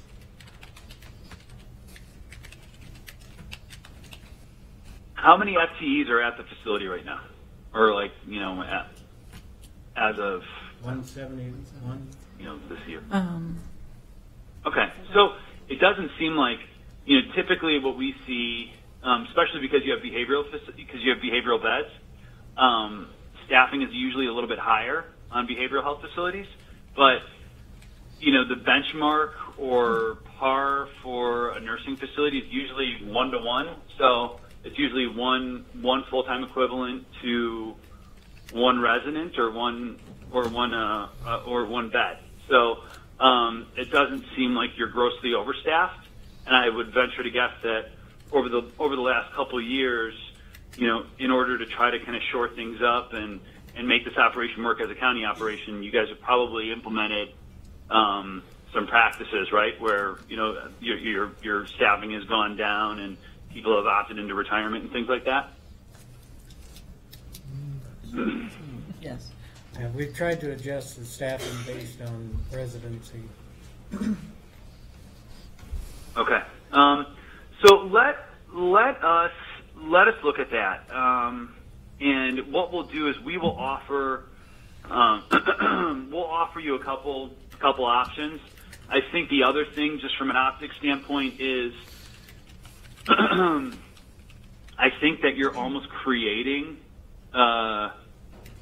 this could kind of scare employees, frankly, where it's basically saying, you know, 10% or more of the employees within the first 60 days. So people are going, okay, so when am I going to get fired? You know, and frankly, you know, not terminate 20 or more % of the current employees during the first 6 months. So I think that there's two different ways you can handle it. We can revise how it's worded, and then we can actually ask respondents to let us know how they plan on addressing the current employees, their wages, and their benefits. And we can take all those points and put that into this paragraph. Okay. Yeah. I think it would be particularly critical to maintain our management staff if you wanted a well-run organization.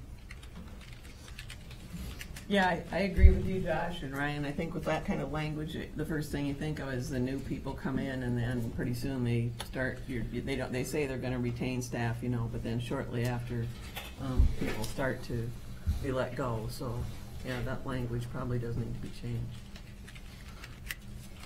Yeah, and again, I think that if we can provide some general parameters that are in the best interest of the employees, but then also give the respondents some latitude as to how they see it working, then that's one other term that we're considering with the bidding response, right? So that'll just be one other thing that we're considering in the on the spectrum of closing date, price, employee retention, so on. But the last thing we want to do is mandate something that really nobody can really adhere to, because if they look at what's currently being done, they know that it's not sustainable, or they'd have to make considerable cuts somewhere else. Yeah. No, understand. Okay, say So to be that. clear, you're going to provide a couple of options for us to look at for that paragraph then? Yeah. Okay. Yeah, so what we'll do is we'll look at a couple other county transactions that we've handled and look at how it's worded, but then also make sure that we are putting in there that bidders need to let us know how they would address it. So I'll put that comment in right now. I mean, I guess I'd like to see a range of options from similar to what we have worded here, which provides pretty good protections for the salaries and for the benefits, to a range that it sounds like you're more pushing. So I'd like to have us make a choice between that range of protecting the employees more versus less. Sure. And we try to always, offer a number of options, not just give you one. Our goal is not to tell you what to do; it's to give you options, and you do it. So that's always our objective. Okay, so ask how the respondent would handle. Okay, so next paragraph. What is the proposer experience concerning use of staff training? That's good. Priorities for admissions. I think this is totally fine. Typically, what we've seen, and this is a very common condition, usually 60 to 70% of the residents in a facility come from the subject county, so that's usually not an issue. 50% of the beds being set aside for Medicaid, that is A-OK. I guess we currently do not have a resident requirement for the facility. Josh, this just came from the sample that you provided us, so we didn't really tweak anything. Mm-hmm. So I guess just in talking to the board, what would you recommend? What are their options for putting in here? Country View is a little unique, with the behavioral issues and so forth. So, and right now, like Frank said, we don't require residency. Partly because our mental health region is a 22-county region, and we have residents coming from that are referrals from them. So they're not all Black Hawk County residents. So would you want to? Maybe then, property for admission shall first be given to Black Hawk County residents. I like that we ask how they would plan to address future admission policies. You make a very good point that because you're unique in the sense that you have the behavioral health component, that you're going to attract people from different counties and potentially even different states. So do you want to limit it, or do you want to just kind of have it a little bit broader? So I guess I leave it up to you, but I think there's a lot of different things we can do. I think we need to leave it broader in scope. Right. Okay. So saying that, I think what we do is I think we leave it at, I think we just say priorities for admission shall first be given to Black Hawk County residents for a period of 10 years. I would just say priorities for admission shall first be given to Black Hawk County residents. I think that's fine. Frankly speaking, not advocating for doing anything disingenuous, but it's hard to quantify that. And I think that because a lot of the residents are going to be coming from Black Hawk County, at least for the SNF, maybe what we do is we limit it to the skilled nursing facility if you're all okay with that.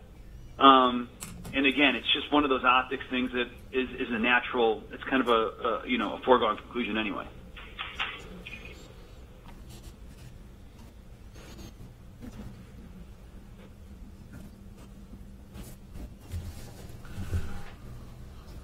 I think our current occupancy is about 75% Black Hawk County residents.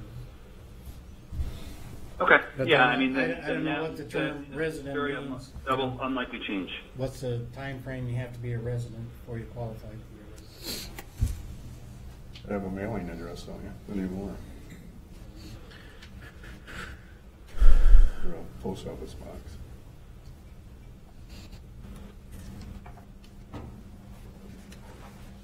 I would say, I mean, I would leave that up to the board, how that's addressed. But I mean, usually it's the last, whether it be, your last known address, or if it's, they're referring, if it's the adult children that are, power of attorney and referring them. Yeah, I'd like to get some feedback from our interim director on this. Okay. Yeah, so we'll just put a pin in it. We will just say to be determined. To TBD.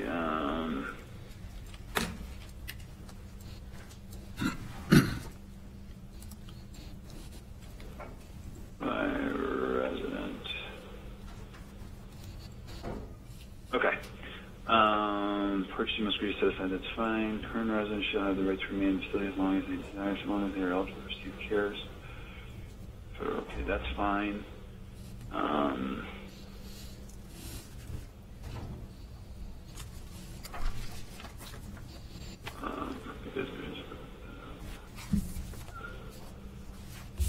Is there anything in the document on the subsequent pages that I read over the document twice. Obviously, this document's been vetted a couple times through a couple different transactions and other attorneys. But is there anything in here that gave anybody pause or has comments on?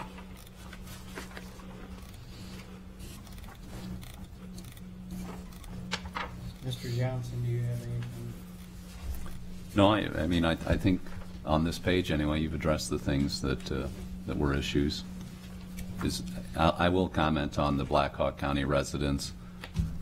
I think it's sort of a feel-good thing. It's hard. I mean, it says you're going to give preference. What that preference means, I mean, that's hard to talk about. And truthfully, unless you're 100% full, which is rare, you're going to take folks. And where Frank said, when do you become a resident of Blackhawk County? So, if you want to put it in, obviously that your duties to Blackhawk County, and you can put it in, but I don't think it's going to scare anybody away by doing that. I agree. Is there anything on the last 3 pages that you see, Eric?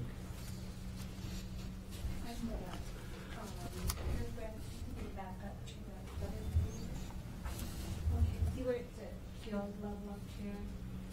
That's just a preliminary feature Medicare field. And if we went with that verbiage, that we pretty much take all of our residents out. So which paragraph are you referring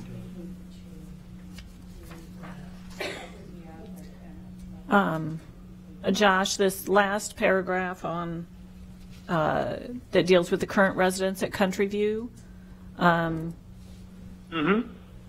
So Carol is saying that that sentence, that they have the right to remain in the facility as long as they are eligible to receive care at a SNF level of care, that should be changed to our different types of care that we have at Country View. Okay. I'll make a note for that, and then Ryan will share my document with comments, and then everybody will know kind of what we need to change and what we don't. Okay. So needs to be inclusive of, needs to be representative.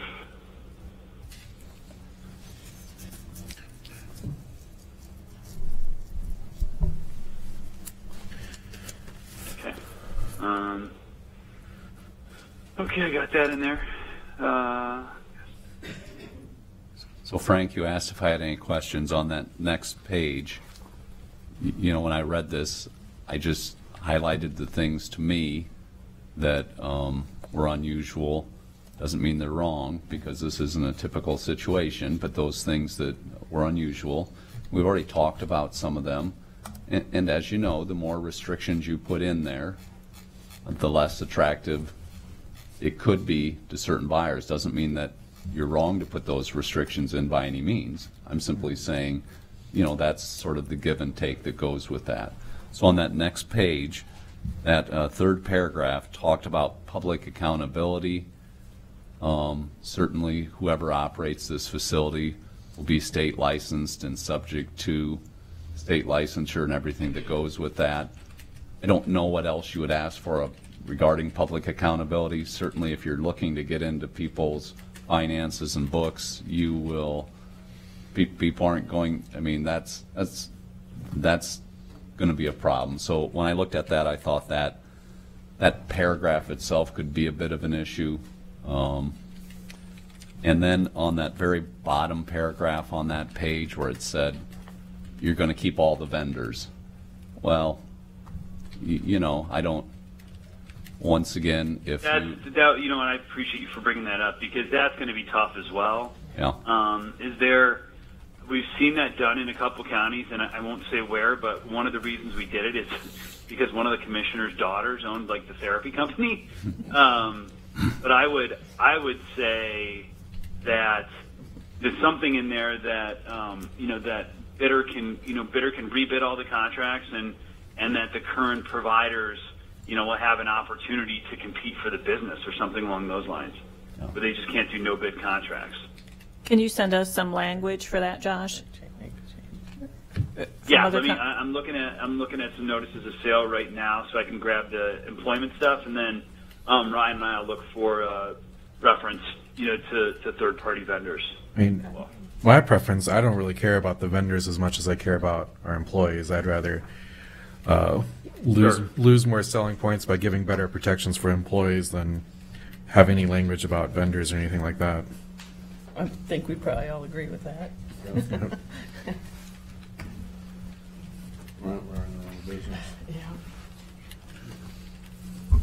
Just if you could refresh my memory here, did we talk about the buyer's qualification? You know, they have a Medicare rating of at least a 3, or do we have that in this document anyplace? Still there? Yeah, it's on somewhere. This paragraph up here, Ryan? Frank, I'm looking trying to find you guys other information. this one that starts to further demonstrate the proposer's experience. Okay. Ryan, the second paragraph on this page, to further demonstrate the proposer's experience. I think that's where we're asking about some of their qualifications and their ratings and so forth. What page is that? I'm sorry. I have it numbered. We're on the same page. Page We're 5. just basically talking about their star ratings, and let's, Yeah. you know, do we put in there bidders need to have a summary or an aggregate total of at least 3 stars at all their facilities that they currently own and operate. That's where we're going with this, correct? Yeah. That would be my recommendation. Yeah. What I would focus on, frankly, is the quality. Is a quality survey rating, not the overall star rating. What we've found when we put these in, basically establishing a floor, is not only did on one transaction specifically in Warren County, New Jersey, they actually changed the star ratings a week before the auction, which disqualified everyone. But also the quality rating versus the overall rating not only takes into account survey history, but also outcomes and quality of care. Whereas your overall rating places unnecessarily high emphasis on staffing more so than your quality. So I think if we I think if we say that that they need to have an average of a 3-star on their quality rating, I think that's where we're going to get. That's where we will, get good providers. And I think we also need to specify that that this requirement is specific to facilities, that they have at least a 50% ownership in or something like that. Carol, do you have any? Thank you, Jim, for the questions as far as that. If you can establish the language in that paragraph, we can look at it.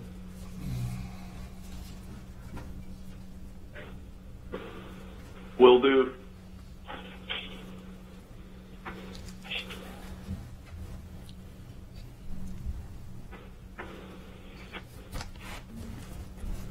And then I'm looking for, I'm kind of digging through some older, other deals we've done to find you some information on employee matters.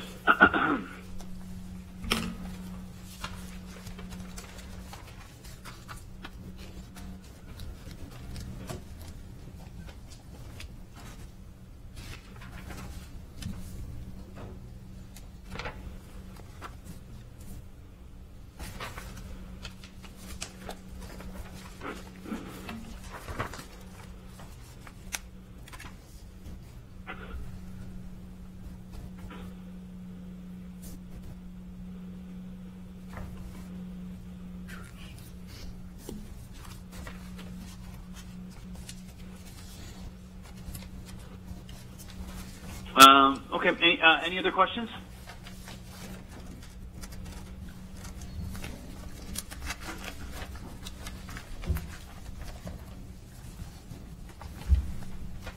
Doesn't look like it. Not right now. I'm sure there'll be more, but not right now. Okay. Well, I'm going to start. Ryan and I are going to huddle. We're going to get you some options for. We want to have them give us some input before they get off. Yeah. Before you leave, we have County employees or the Country View employees that would like to address the board.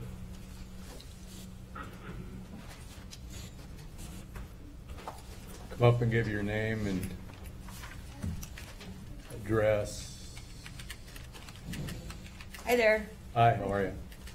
Morning. Hi, thank you, Board, for giving me the opportunity to participate in this process. My name is Deborah Vivians. This is Melissa Lee. I have been an employee at Country View for 29 years. I am here on behalf of the Country View residents and staff. The residents and employees would like to ask you, the Board, to take the time to think about the 131 current residents and 170 staff that will be affected. The majority of our residents have no family. We are their family. The residents we serve are unique. We feel they are best served by remaining in the place they feel is their home. We have worked with other nursing homes, assisted livings, group homes, and home service providers to give other options to our residents. Most are never given a second glance by other providers, and many who transition to the other placements come back to Country View within a short period of time. Community placement is great, but there are just some residents who will never be able to thrive out there.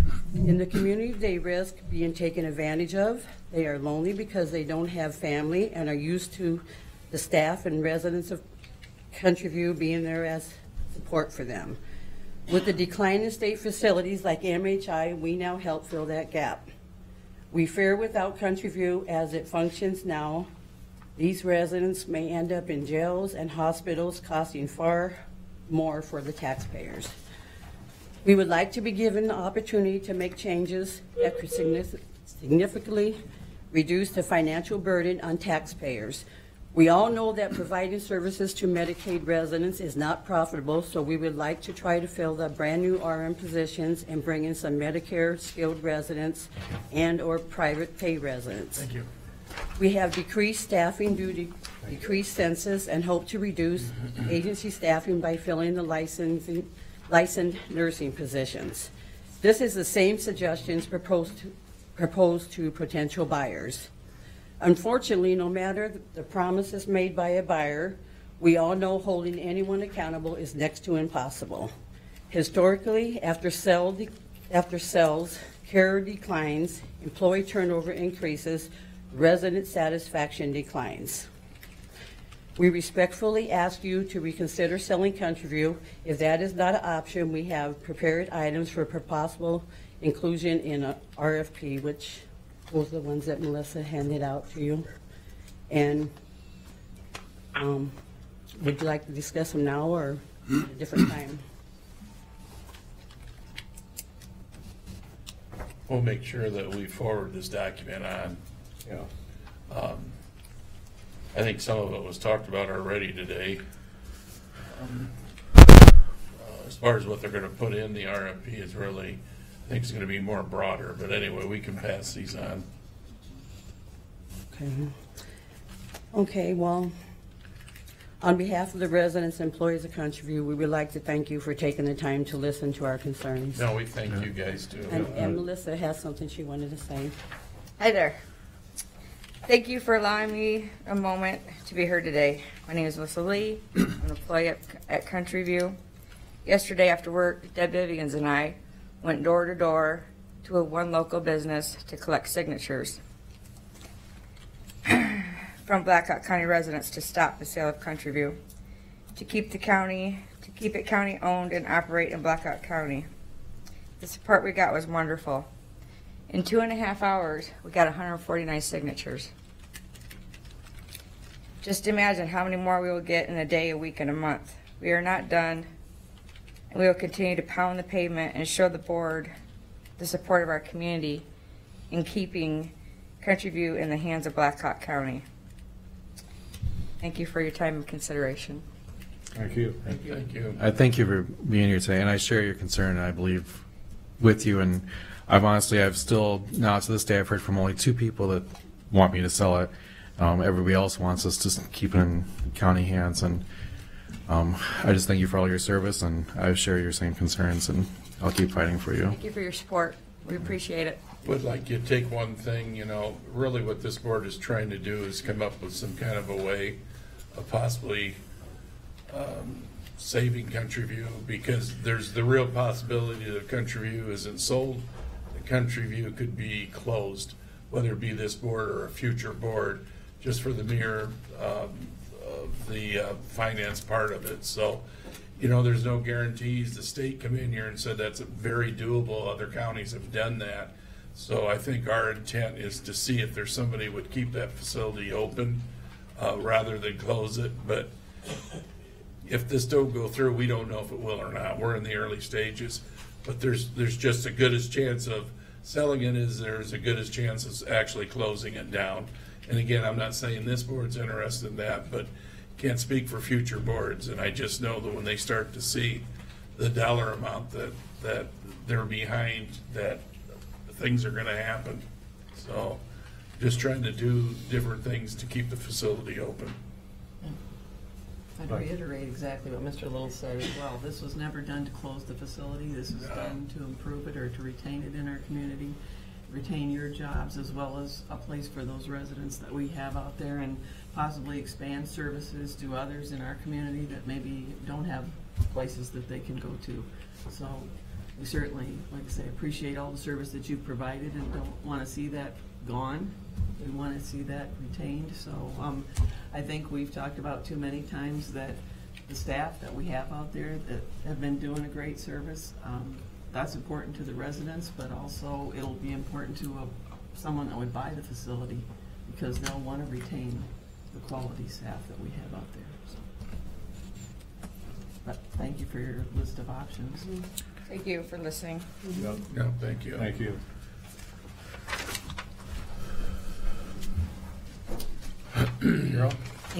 Carol Laurie, Provisional Administrator. I just wanted to say first off, thank you to the board for having confidence in us during the transition time. But most of all, that our department heads are here to basically show support, to show that we still desire to be a success, that we still desire to find a solution to hopefully assist with cutting some of the losses that we've had with this. So We appreciate you working with us, and we will continue to work toward that goal until a different decision is reached. Thank you. Thank you, Carol. It's like I said before when I come out there and address you guys, this is an or girls, I should say. The option was brought to our attention, and being fiscally responsible taxpayers, we got to look at all the options. So this is one of the options we're looking at. It doesn't mean it's going to be sold. You know, we'd like to think that we'd be able to maintain it, but expenses get to the point where sometimes it becomes necessary.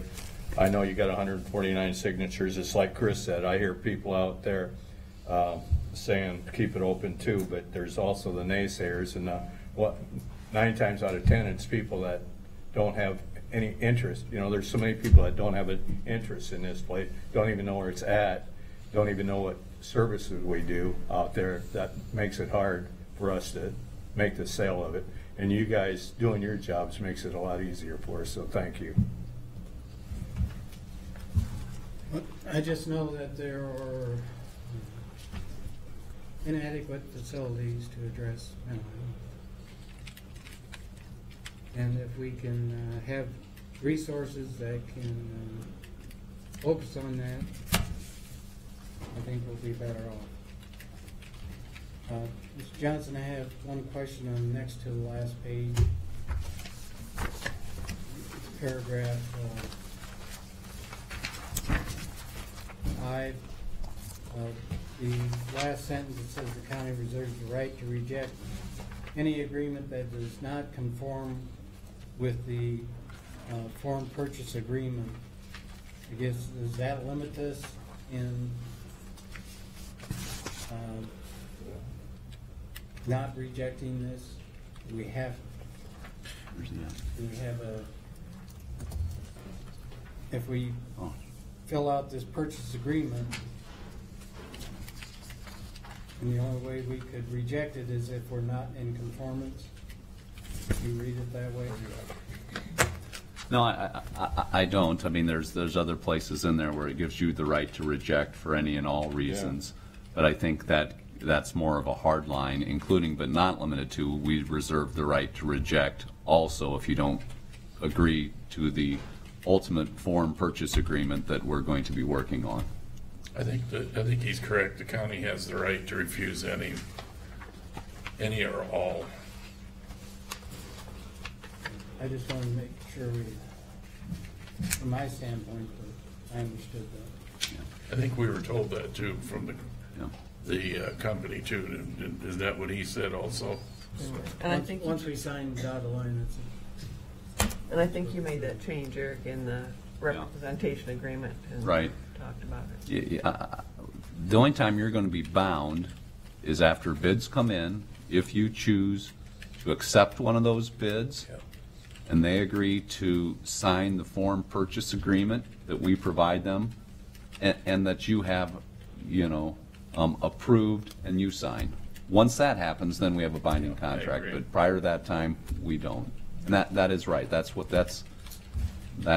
I changed in the listing agreement to make sure that until everything gets worked out, you still have the political charge to make those decisions that you deem fit. That's why I kind of cautioned the various language that we went over today of being so restricted to where you're not going to attract anybody at all. But the fact remains, what was just said, the county always has the right to refuse the bids. So I think we should be less restrictive on that. Thanks for the clarification. Yep. Anything else to come before us this morning?